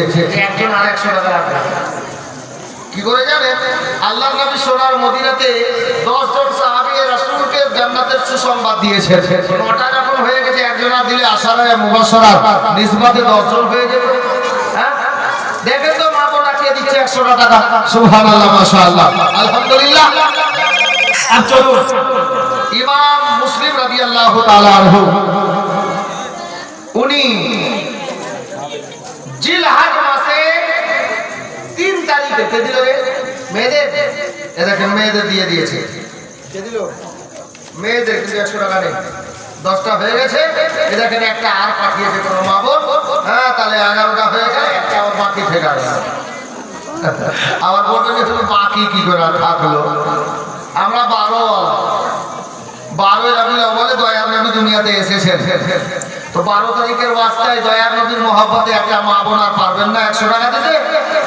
হ্যাঁ পারবে দেখবেন দেখবেন কোন মা বা কোন বোন পাঠাবে 100 টাকা নবী পাকের 12 রবিউল আউয়াল শরীফে লক্ষ্য করে 100 টাকা একজন কোন মা বা বোন আর পাঠাবে ইনশাআল্লাহ তাআলা পারবে নাকি তাড়াতাড়ি পাঠান দেখি তো ইমাম মুসলিম রাদিয়াল্লাহু তাআলা জিলহজ মাসে 3 তারিখে জিলহজ মাসে 3 তারিখে উনি জামে শাহাদাত পান করলেন সবাই পড়ুন ইন্না লিল্লাহি ওয়া ইন্না ইলাইহি রাজিউন মুআজ্জাদ আপনার 60 হিজরিতে জিলহজ মাসের হজ যে মাসে করে মানে যে মাসে আমরা কুরবানি করি ওই মাসটাকে জিলহজ বলে ওই জিলহজ মাসের 3 তারিখে 60 হিজরিতে ওই কুফা শহরে ওই নারায় ইবনে জিয়াদের হুকুমে জাল্লাদ আমার ইমাম মুসলিমকে গর্দানে তলোয়ার চালিয়ে আপনার কি বলে দুনিয়া থেকে চির বিদায় করে শহীদ করে পাঠিয়ে দিলেন